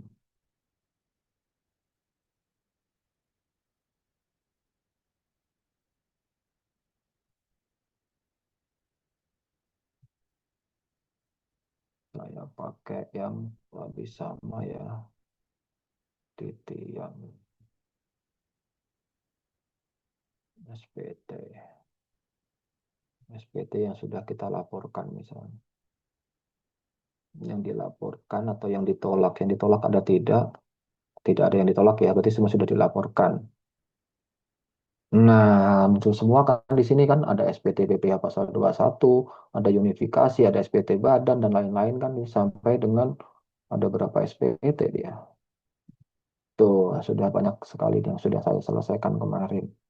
Nah, ya kan sudah cukup banyak, tinggal kita lihat seperti apa sih BPN-nya di sini nanti. Oh, ke sini, berarti di sini lihatnya. Nah, sudah ada SPT-nya di sini dia, otomatis sudah muncul sendirinya. Jadi kalau menurut saya kalau saat ini menurut saya sudah cukup lancar, korteksnya. Sudah tidak begitu terkendala seperti saat-saat awal dulu kita masih apa namanya kita masih mengakses korteks. Oke, dari sini ada yang ditanyakan lagi mengenai korteks? Silakan open mic yang akan bertanya. Izin bertanya Pak. Baik. Pak, ini saya mau nanya, kalau misalnya dari tahun 2023 belum melaporkan pajak pribadi, itu karena belum dikasih bukti potong juga dari kantor. Seandainya kita sekarang link ke Cortex, misalnya saya daftar ke Cortex, link, itu kira-kira di suratnya itu akan muncul semua kalau memang bukti potongnya selama ini sudah ada atau mungkin yang bagian ngurus pajak bohong gitu ketahuan ya dari 2023. Ketahuan nggak maunya Aduh, muncul nggak gitu misalnya. berat, berat. Baik, saya pelan-pelan ya, rekan Diana Palu ya namanya. Cukup ini nih, cukup menggebrak nih pertanyaannya. Saya jawabnya dari sisi pekerja dulu ya, sorry dari sisi pemberi kerja ya Ibu Diana Palu ya. Tidak menutup kemungkinan, aduh, saya membahasakannya agak-agak nggak enak sebenarnya sih ini, tapi harus saya sampaikan. Tidak menutup kemungkinan begini, rekan Diana Palu. Dalam gaji kita selama tahun 2023, which is ini sampai tahun 2025 berarti ya, 3, 4, 5 Iya, sih, benar 3 Pak. tahun. Oke. Kita callback sedikit masalah yang ditanyakan oleh rekan Irfan waktu itu. status kita sebagai PKWT atau PKWTT. Nah, PKWT itu kan perjanjian kerja waktu tertentu, setiap tahun kita perpanjangan. Kalau PKWTT itu adalah perjanjian kerja waktu tidak tertentu atau kita pegawai tetap. Ya, baik PKWT ataupun PKWTT, baik PKWT maupun PKWTT itu ataupun SK kita, kalau kita sudah mendapatkan SK ya, setara kan PKWT kemudian PKWTT kemudian dilampirkan dengan SK. Jadi kita sedikit ke human capital atau HR dulu baru nanti ke pajak. Setiap klausul pasal di PKWT, PKWTT atau PKB ataupun SK itu pasti ada namanya klausul pajak PPh dipotong atau PPh diberikan tunjangan yang tidak dipotong. Nah, kadang manajemen itu sudah melakukan tanda tangan MOU, tanda tangan PKWT, PKWTT ataupun SK, namun dalam kenyataannya kita dipotong di slip gaji kita, tapi ternyata kita belum diberikan bukti potong seperti rekan Diana Palu tadi itu. Kemungkinannya hanya dua, Ibu Diana, rekan Diana Palu. Pertama, memang kita sudah dipotong, tapi belum dilaporkan. Sudah dipotong, sudah dibayar, belum dilaporkan, atau sudah dipotong, belum dibayar ke pemerintah ya, ke kode billing tadi itu, dan belum dilaporkan kemungkinannya. Atau memang benar-benar sudah dipotong, gaji kita dipotong, tapi kita tidak dilaporkan, tapi kita tidak dibayarkan PPh-nya, tidak disetorkan ke pemerintah. Kalau belum disetorkan, terus belum dilaporkan SPT masa setiap bulan, SPT masa itu ini tadi rekan Diana nih. Misalnya ya, seperti ini.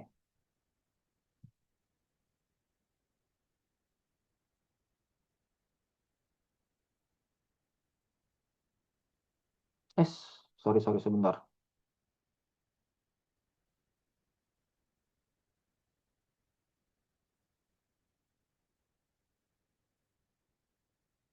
Eh,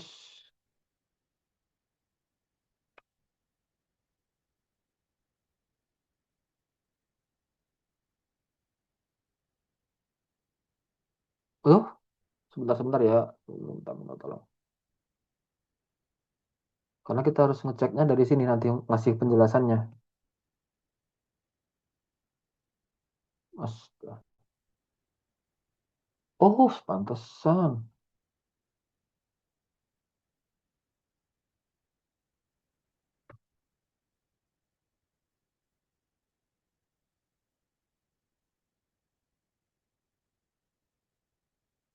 Hmm.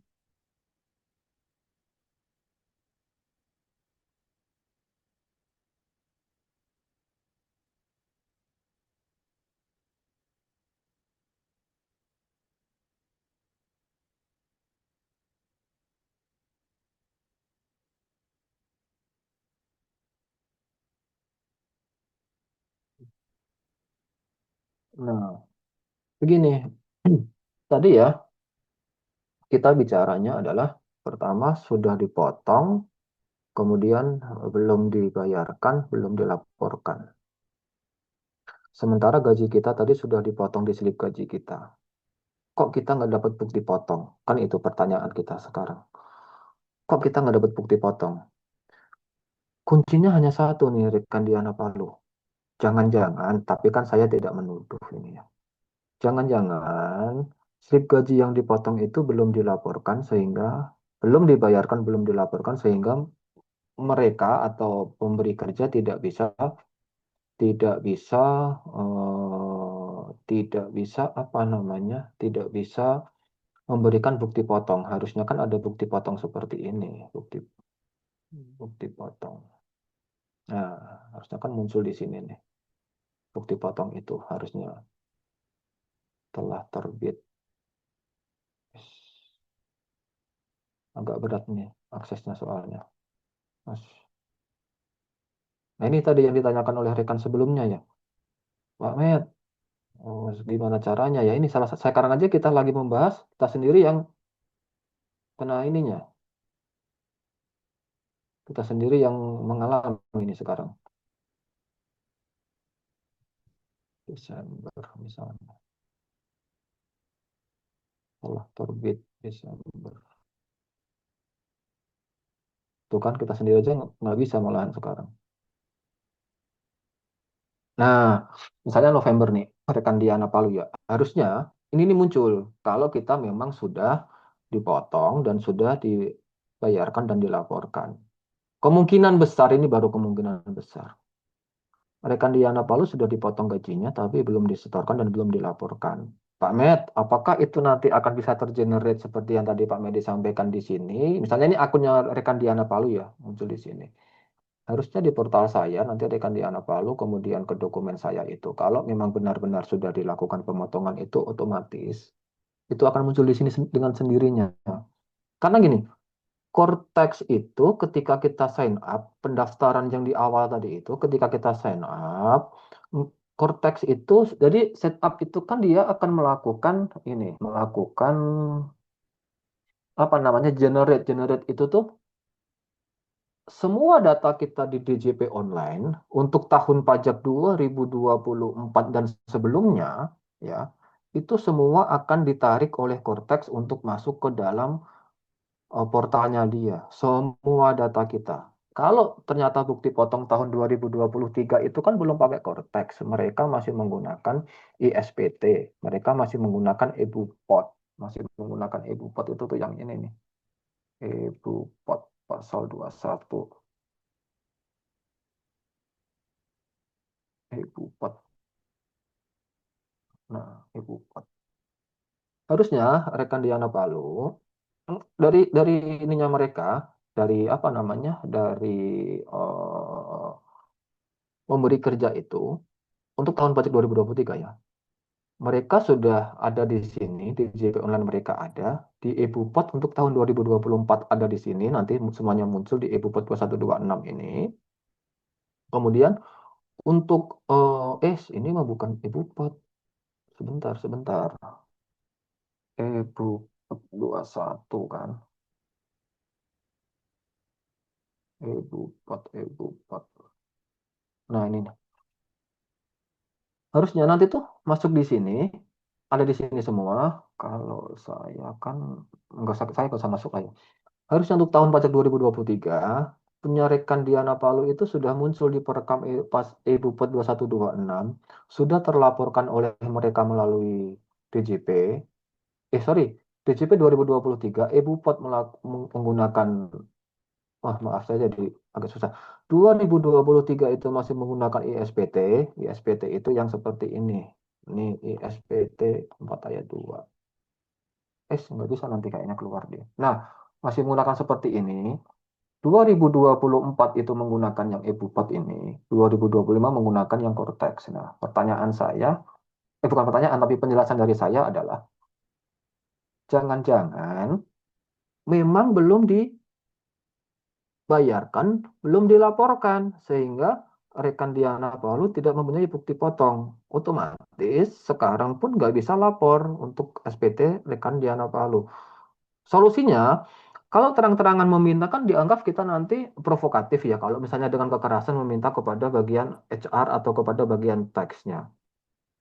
Salah satu caranya adalah rekan Diana Palu mengaktifkan akun Cortex-nya. Nanti saya share di materi setelah kelas cara membuat akun Cortex. Mengaktifkan akun Cortex. Kalau sudah aktif nanti akan muncul dengan sendirinya ketika kita tergenerate dari semua data kita akan masuk ke dalam dokumen saya. Ingat yang saya jelaskan, usia dokumen perpajakan kita adalah 5 tahun, which is kalau sekarang 2026, Cortex atau DJP online itu bisa menarik data kita dari tahun 2021. Sehingga kalau kita sudah punya akun DJP online, kita sudah punya akun Cortex, nanti semua data kita yang terang-terangan sudah dipotong, yang tanda kutip klaimnya sudah dipotong, kita bisa disclaimer. Kalau mereka klaim, kita bisa disclaimernya dong. Disclaimernya adalah, kenapa kok sampai dengan saat ini, baik di akun DJP online saya, di akun Cortex saya, kok semua bukti potong itu tidak masuk? Padahal seharusnya itu sudah terjadi secara otomatis. Data bukti potong kita itu akan masuk ke dalam akun Cortex kita. Atau solusi yang kedua adalah, ini agak-agak ekstrim, tapi tidak apa kalau memang senjata yang pertama tadi tidak bisa diterima atau tidak bisa diberikan jawaban. Rekan Diana Palu cukup mudah. tinggal ke bagian HR, HRD, HR-nya, atau ke bagian human capital, atau ke bagian perpajakan taxation-nya.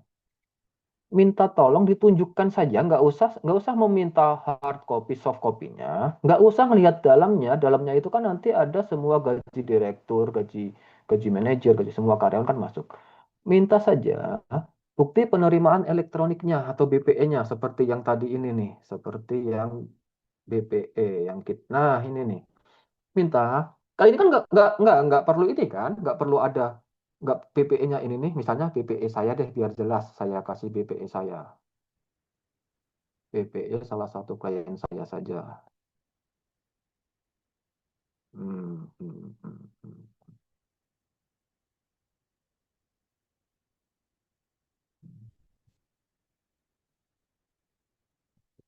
So, BPE, BPE nih.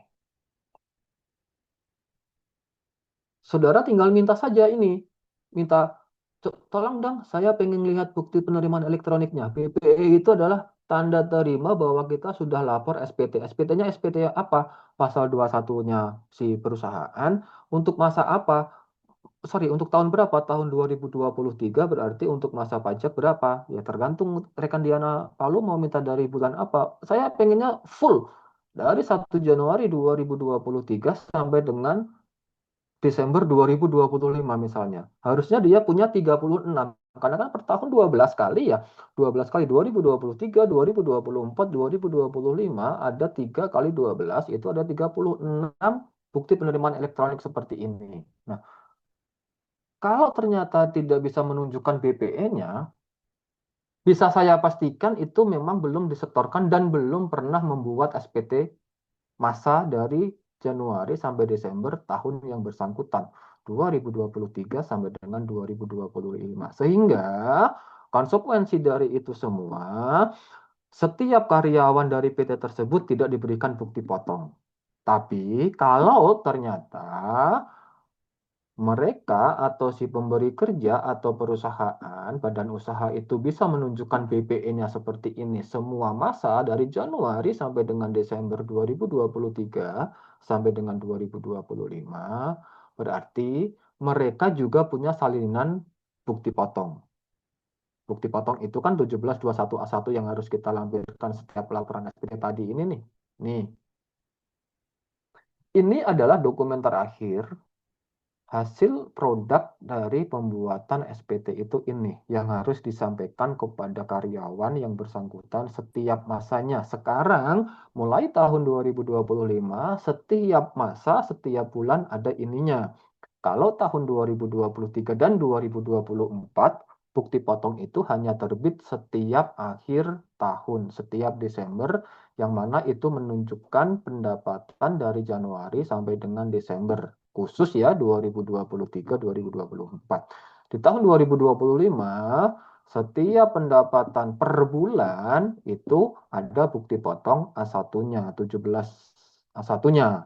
Sekarang 17 21A1-nya sekarang ini. Sehingga rekan Diana Palu cukup menerima bukti potong 2023 satu, bukti potong 2024 satu, bukti potong 2025 12. Berarti 14 bukti potong. Tapi nggak usah langsung masuk ke bukti potong. Yang paling halus adalah minta ditunjukkan BPE-nya saja. Karena dengan adanya BPE ini berarti si PT tersebut sudah melakukan pelaporan pajak secara rutin. Tapi kalau ternyata mereka tidak bisa memberikan BPE, saya anggap ya, saya menganggapnya ini, saya disclaimer ya, saya hanya menganggap.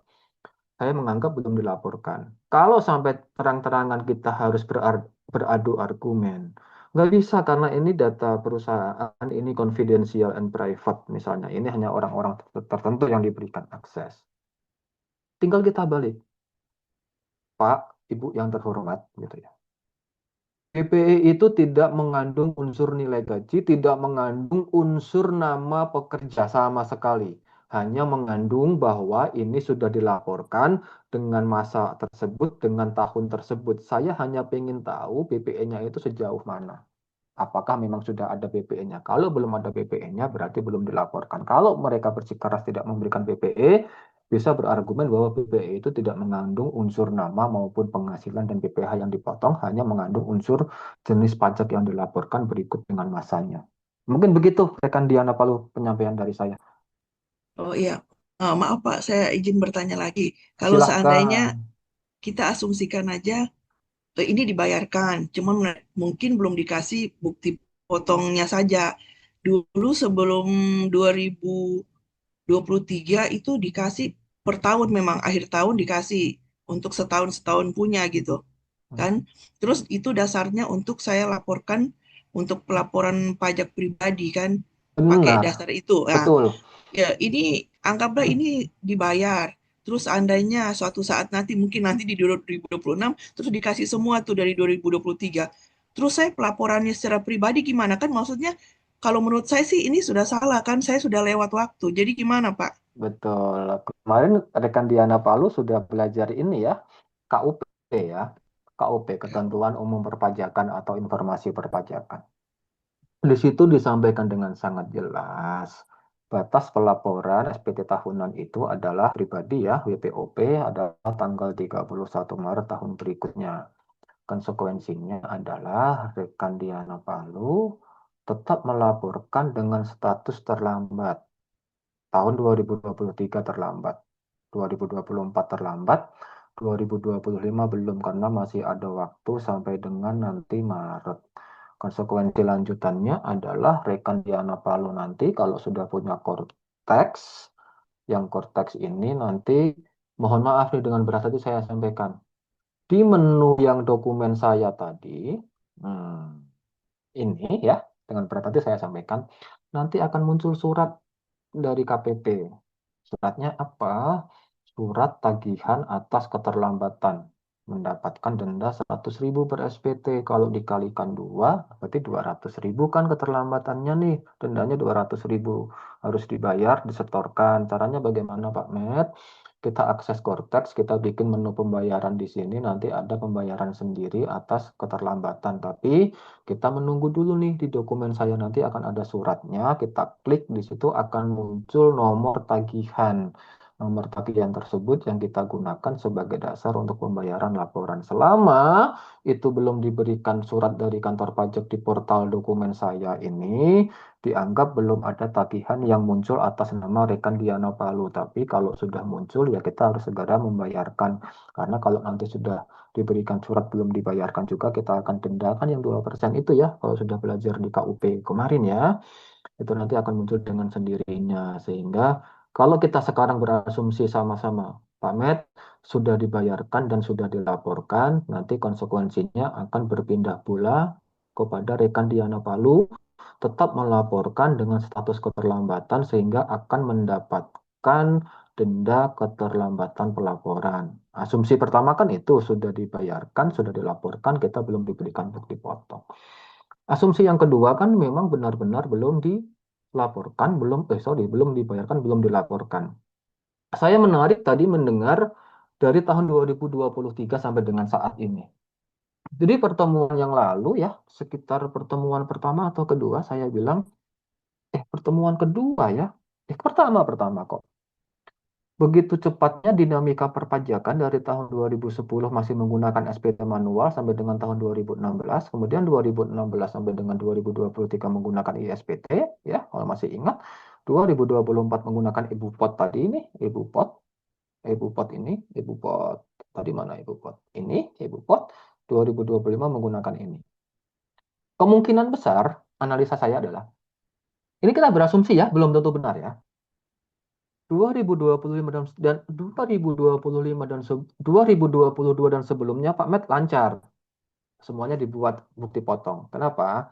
Saat itu kita masih menggunakan sistem pelaporan yang ini, yang ISPT ini, yang ini kita masih menggunakan ini. Sehingga saya asumsikan bagian perpajakan dari tempat rekan Diana Palu bekerja masih bisa menguasai tata cara pelaporan. Ketika itu sudah masuk ke DJP online e-filing, kemudian e-bupot, e-bupot ini kemungkinan besar karena banyak sekali bukan klien saya tapi yang minta tolong ke saya lah karena tidak terikat ya, yang saya freelance lah. Banyak sekali mereka akhirnya tidak bisa ketika sudah menggunakan fasilitas terbaru ini, e-Bupot perekam dan Cortex. Asumsinya kita akan berasumsi ya, kita disclaimer ini asumsi dan belum tentu benar. Asumsi kita adalah belum dibuat SPT-nya sehingga belum dilaporkan, tapi di slip gaji kita sudah dipotong. Dana itu masih belum disetorkan karena keterbatasan tidak bisanya melakukan pelaporan. Kalau masih ingat komposisi kita kemarin, yang pertama adalah 30% dari kemampuan maksimal kita untuk KUP, peraturan, 30% kedua adalah kemampuan kita untuk menghitung rumus dan lain-lain, tarif, rumus, pasal. Kemampuan terakhir yang ketiga yang saya bilang untuk kumulatifnya itu 40%, itu ya di sini. Karena pelaporan di sistem perpajakan kita yang sangat dinamis ini tuh tidak mudah. Apalagi kalau kalau usia pekerjanya di bagian perpajakan itu usia yang relatif mungkin di atasnya millennials lah ya. Gen apa ya? Gen X lah atau mungkin yang baby boomers misalnya ya.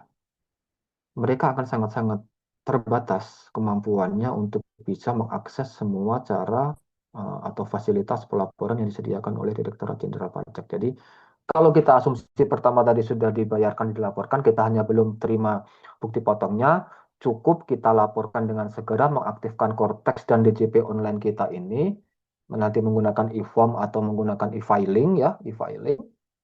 Kita akan terima surat nanti di Cortex, menu Cortex kita akan terima surat cinta untuk kita lakukan pembayaran atas keterlambatan. Asumsi pertama itu cukup ringan, tanda kutip ya. Lapor, ungkapkan pendapatan kita, ungkapkan BPH kita, ungkapkan harta kita, ungkapkan hutang kita, selesai. Just it. Tapi kalau asumsinya yang kedua yang benar ternyata karena keterbatasan eh, resourcementnya atau manpowernya atau karyawannya, perubahan dari ISPT ke e-filing, e-filing ke e-bupot, e-bupot ke Cortex, kalau ini bukan di tangan kita lagi, Ibu Diana Palu. Ini murni di tangan pemberi kerja atau perusahaan. Sehingga cara paling halus adalah kita menanyakan tadi PPE-nya. Mana sih surat atau bukti lapornya bahwa SPT ini sudah dilaporkan? Karena nanti yang paling mudah adalah ketika rekan Diana Paloh mengaktifkan Direktorat Jenderal Pajak akun pribadi DJP dan kita sudah daftar ke akun Cortex, nanti semua surat bukti potong itu akan masuk ke dokumen kita. Tapi kalau ternyata tidak ada kan berarti yang betul yang kalau dokumen itu tidak ada berarti kan yang terjawab adalah asumsi kita yang kedua bahwa itu memang benar-benar belum dilaporkan. Pamet, cara akun Cortex bagaimana? Nanti setelah kelas saya share materinya. Karena nggak mungkin kita bahas di sini semuanya, itu cukup panjang. Kalaupun nanti ada pertanyaan, bisa lewat Japri saya, bisa lewat WA saya yang kemarin ada di profil saya, bisa bisa kita video call, bisa kita menggunakan WA biasa. Nanti insya Allah kalau memang saya memang kita waktunya bisa ketemu, saya dengan ringan hati akan membantu untuk masalah aktivasi akun Cortex ini. Mungkin itu rekan Diana Palu cukup berat sih jawaban saya, cuman ya itu kayaknya kejadiannya hanya dua kemungkinan itu, probabilitasnya cuma ada dua itu. Ya, baik Pak, terima kasih banyak Pak bantuan dan informasinya. Nanti saya mau Sama-sama pastikan rekan. dulu bukti potongnya lagi. Tapi Silahkan, silahkan. intinya Pak, semuanya dilaporkan melalui Cortex bisa ya, walaupun jadi dia langsung mengakumulasi dengan yang dulu-dulu ya berarti ya. Oh tidak, Intinya itu. tidak, tidak. Nah, Cortex itu tidak ya? hanya untuk kita melihat dokumen 2000. saja. Oh, oh gitu. Kalau pelaporannya nanti rekan Diana Palu untuk tahun pajak 2023 dan 2024 masih menggunakan laporan dari DJP online. Yang ini, Oh, yang ini oh nih. iya Pak. Berarti terpisah ya. Nanti yang hanya bisa untuk dilaporkan di Cortex yang 2025 ya. Betul sekali. Oh, berarti dua dua kali gitu ya. Dua kali, dua sistem Oh yang iya, kita gunakan. dua sistem ya. Tapi dengan kita mengakses Cortex, harusnya nanti semua dokumen saya muncul di situ. Oh begitu ya Pak. Oh Hmm, iya ya, baik Pak. betul. Ya, terima kasih Pak. Sama-sama rekan. Ada lagi yang lain silahkan, kita masih ada waktu.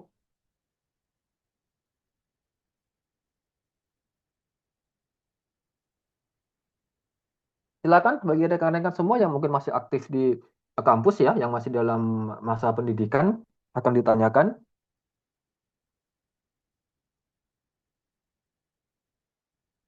Silakan open mic yang lain.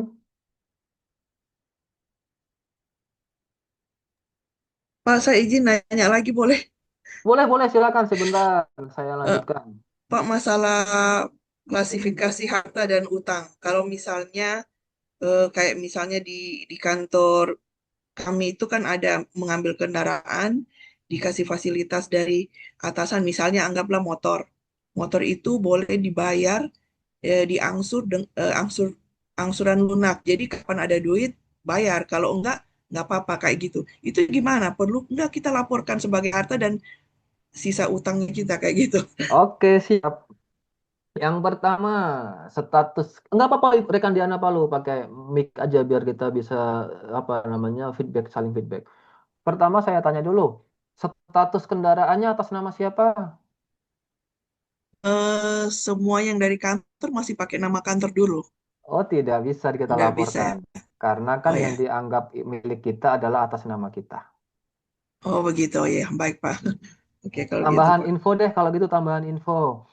Bagi rekan-rekan di sini yang misalnya sudah sudah secara ekonomi sudah ada kemampuan, kadang dinamika di kehidupan kita itu kan begini loh. Kita sudah bekerja, nanti juga sebagai gambaran ya, yang sekarang masih di dunia pendidikan.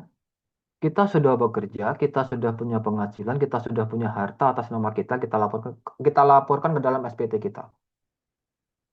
Tapi akan ada atau akan muncul drama seperti ini. Kita punya kakak atau adik, mereka punya anak. Kita sebagai om atau tantenya mereka minjem nama kita. Tolong dong, pakai namanya si om buat motor ini gitu misal. Padahal itu motor keseharian bersama kita. Itu motor kan dipakai sama ponakan kita, bukan bukan kita. Atau yang sudah punya anak. Anaknya dalam masa sekolah atau masa kuliah yang harus pakai kendaraan bermotor, entah itu roda 2 ataupun roda 4. Tapi kendaraan itu atas nama kita. Yang pakai bukan kita, ya. Yang pakai anak kita ataupun keponakan kita, tapi atas nama kita. Itu wajib hukumnya untuk kita declare, untuk kita ungkapkan ke dalam SPT kita. Kenapa? Karena di Cortex nanti, sehebat-hebatnya kita menyembunyikan harta kita itu akan terbaca melalui NIK kita. Ingat, setiap kita beli kendaraan, setiap kita balik nama kendaraan, pasti Samsat ya, Direktorat Dirlantas melalui Samsat itu meminta KTP kita untuk sebagai data diri STNK tersebut sehingga akan muncul NIK kita di data Samsat. Cortex itu kan sudah ada EOI, Exchange of Information, Cortex dengan Disdukcapil tadi untuk NIK, Cortex dengan OJS, Cortex dengan Bank Indonesia untuk perbankan kita. Jangan kaget nanti di Cortex, NIK kita sudah tergenerate atau terdaftar sebagai akun Cortex, nanti semua rekening bank kita akan muncul dengan sendirinya. Meskipun kita nggak mau ngungkapin nilai harta kita di kas atau bank kita, misalnya kita punya BNI, BCA, BRI, Mandiri, BSI gitu, punya 5 PTN 6 gitu misal. SPT cuma kita akui sebagai satu nih, karena yang sering adalah BCA sama BRI misalnya. Nanti kita di Cortex nggak bisa seperti itu. Akan muncul dengan sendirinya jumlah rekening kita ada berapa di Cortex. Pertama itu. Kedua, kalaupun kita hanya mengungkapkan kendaraan kita satu, padahal kendaraan kita ada 5 atas nama kita, satu kita pakai, dua dipakai anak, dua lagi dipakai ponakan, itu nanti dalam waktu dekat kita hanya tinggal menunggu waktu saja akan muncul juga surat pemberitahuan kendaraan jenis ini tahun sekian, NIK-nya atas nama kita, belum didaftarkan ke dalam jumlah harta kita. Jadi saya wanti-wanti nanti buat rekan-rekan di sini yang nantinya sudah bekerja atau yang sekarang sudah bekerja, jangan semudah itu memberikan nama kita untuk kendaraan yang bukan kita, karena itu nanti akan terbaca dengan sendirinya melalui NIK kita. Jadi kalau tadi menjawab, Pak Met, gimana Pak Met?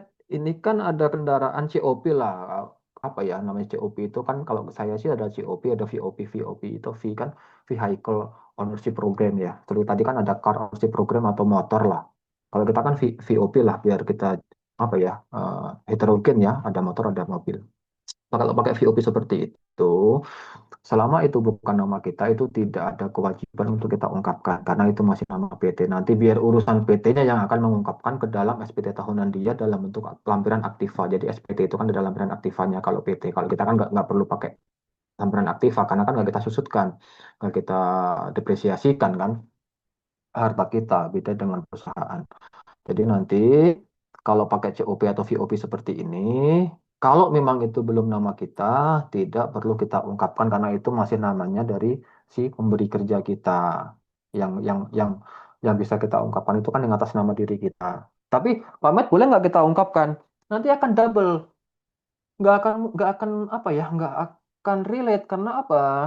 Kita ngelaporin bukan milik kita atas nama PT, PT juga ngelaporin dalam lampiran aktiva mereka karena kan setiap neraca itu kan wajib dilaporkan lampiran aktiva sama penyusutannya. Sementara motor itu sudah dilaporkan oleh PT dalam bentuk aktiva, dalam bentuk lampiran aktiva dia berikut dengan penyusutannya. Mungkin itu. Oke, silakan yang lain. Ada yang bertanya? Tadi kayaknya ada yang mau open mic soalnya di yang kedua tadi saya. Silakan ada yang lain?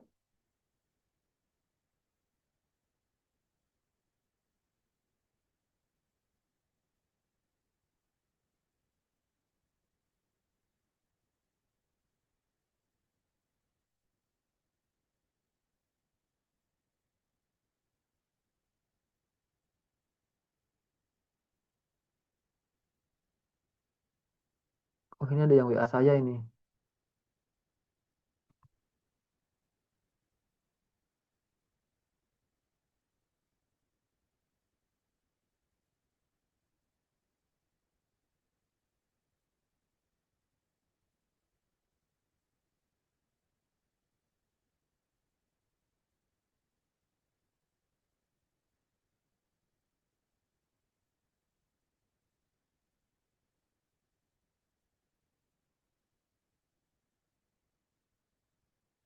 Oh ya benar nih. Tadi dari rekan salah satu ini ya, saya nggak usah sebut nama ya. Apa namanya? Nggak usah sebut nama di sini. Ada yang japri ke saya nih barusan. Intinya begini. Saya yakin lah rekan-rekan di sini semuanya pasti merasa apa ya, merasa bingung mengenai Cortex karena Cortex itu tuh bukan sistem yang bisa kita apa ya, termasuk mohon mohon izin ya, apa namanya dari ATPI TSI cabang Jawa Tengah ya, mohon izin sekali bukan saya untuk apa ya melewati batasan bukan, tapi ini perlu saya sampaikan juga kan ini termasuk keresahan-keresahan yang selama ini nggak hanya di Umku lah.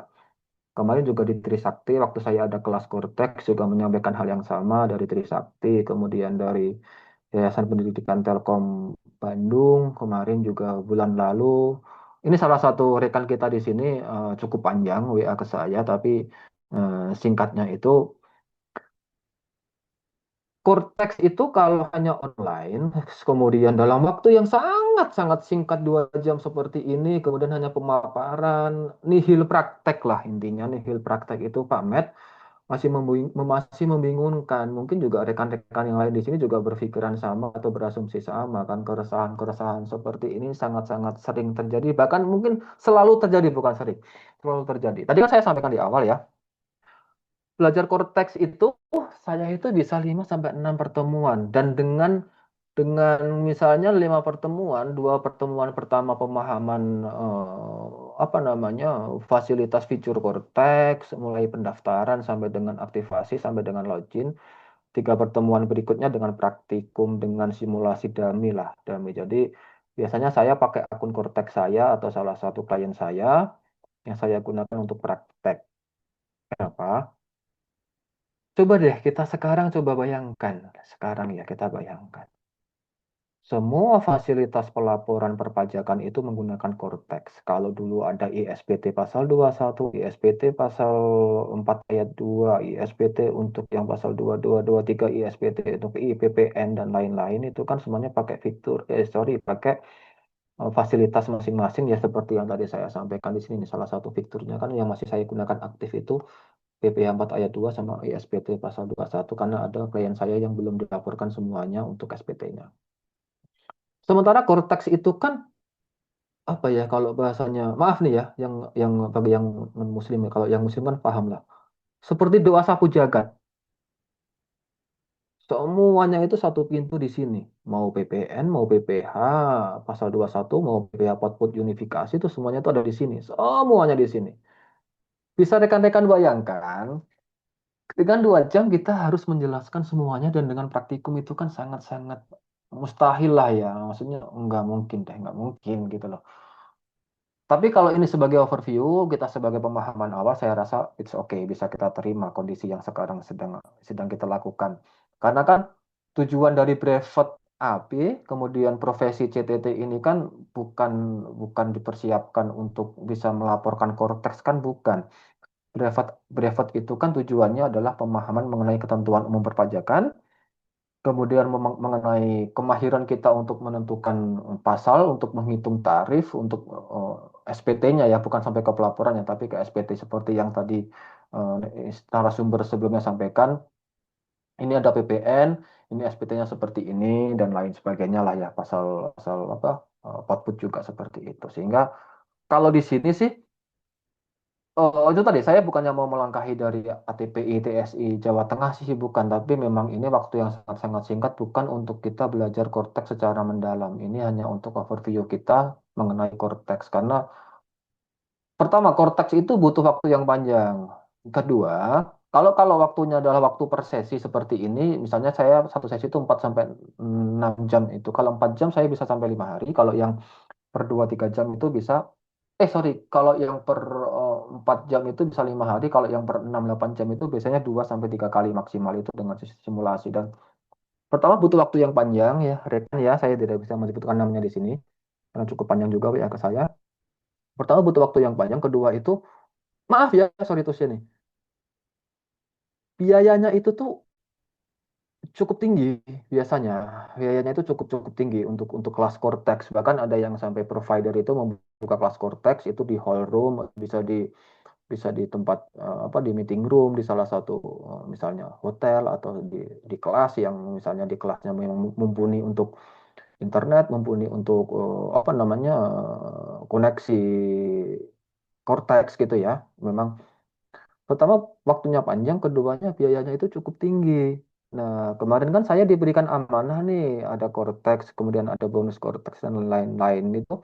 Saya juga sudah bisa apa ya menerjemahkan di awal. Ini nggak mungkin kalau kita bicara Cortex secara komprehensif. Paling juga hanya interview Cortexnya. Seperti itu ya rekan. Mohon maaf ini kalau sampai kurang memuaskan karena memang ini pertama keterbatasan waktu, kemudian yang keduanya memang brevet AB CTT itu tuh bukan dipersiapkan untuk sampai mahir Cortex, itu memang ada kelasnya tersendiri. Bukan berarti saya juga apa ya maksudnya Pak Met kok oh, material oriented itu enggak juga karena memang kelas Cortex itu nggak bisa dalam waktu hanya 1 hari apalagi dengan 2 jam seperti ini. Mungkin itu penjelasan dari saya ya, rekan yang di sini yang cukup panjang memberikan saya apa ya ini pandangan lah ini mengenai kondisi yang sekarang mungkin juga dialami oleh rekan-rekan yang lain. Mungkin kalau bisa dibantu dari Ibu Citra Dewi ya selaku moderator, bukan berarti saya untuk melangkahi dari ATPI atau TSI Cabang Jawa Tengah nih Ibu Citra Dewi ya mohon maaf sekali ini.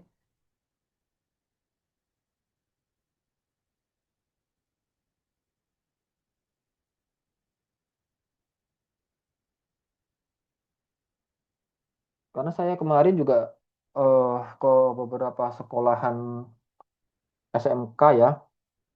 SMK itu kan sekarang mereka yang PNS ASN itu kan P3K mereka dapat bukti potong 1721A2 kan.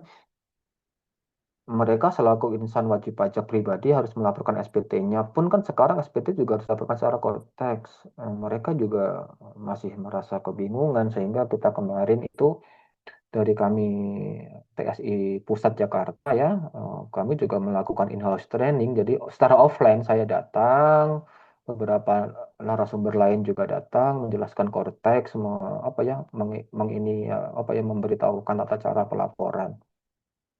Jadi memang konteks itu memang harus harus offline dan jangka yang relatif lebih lama durasinya.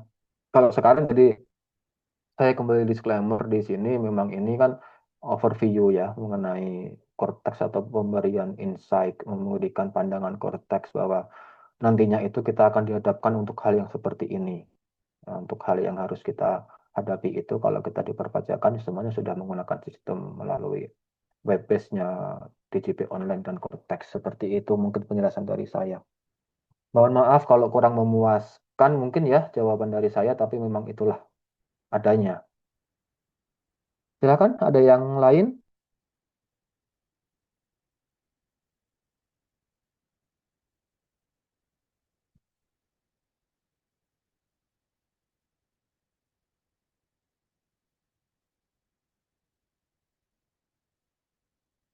Silakan, yang lain mungkin akan menyampaikan. Atau karena saya sudah memberikan disclaimer segitu panjangnya, sudah akhirnya sudah pupus yang akan ditanyakan.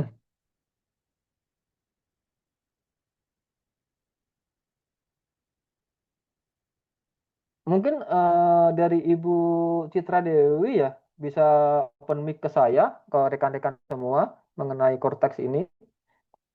Saya kembalikan dulu ya kepada moderator ya. Silakan Ibu Citra Dewi.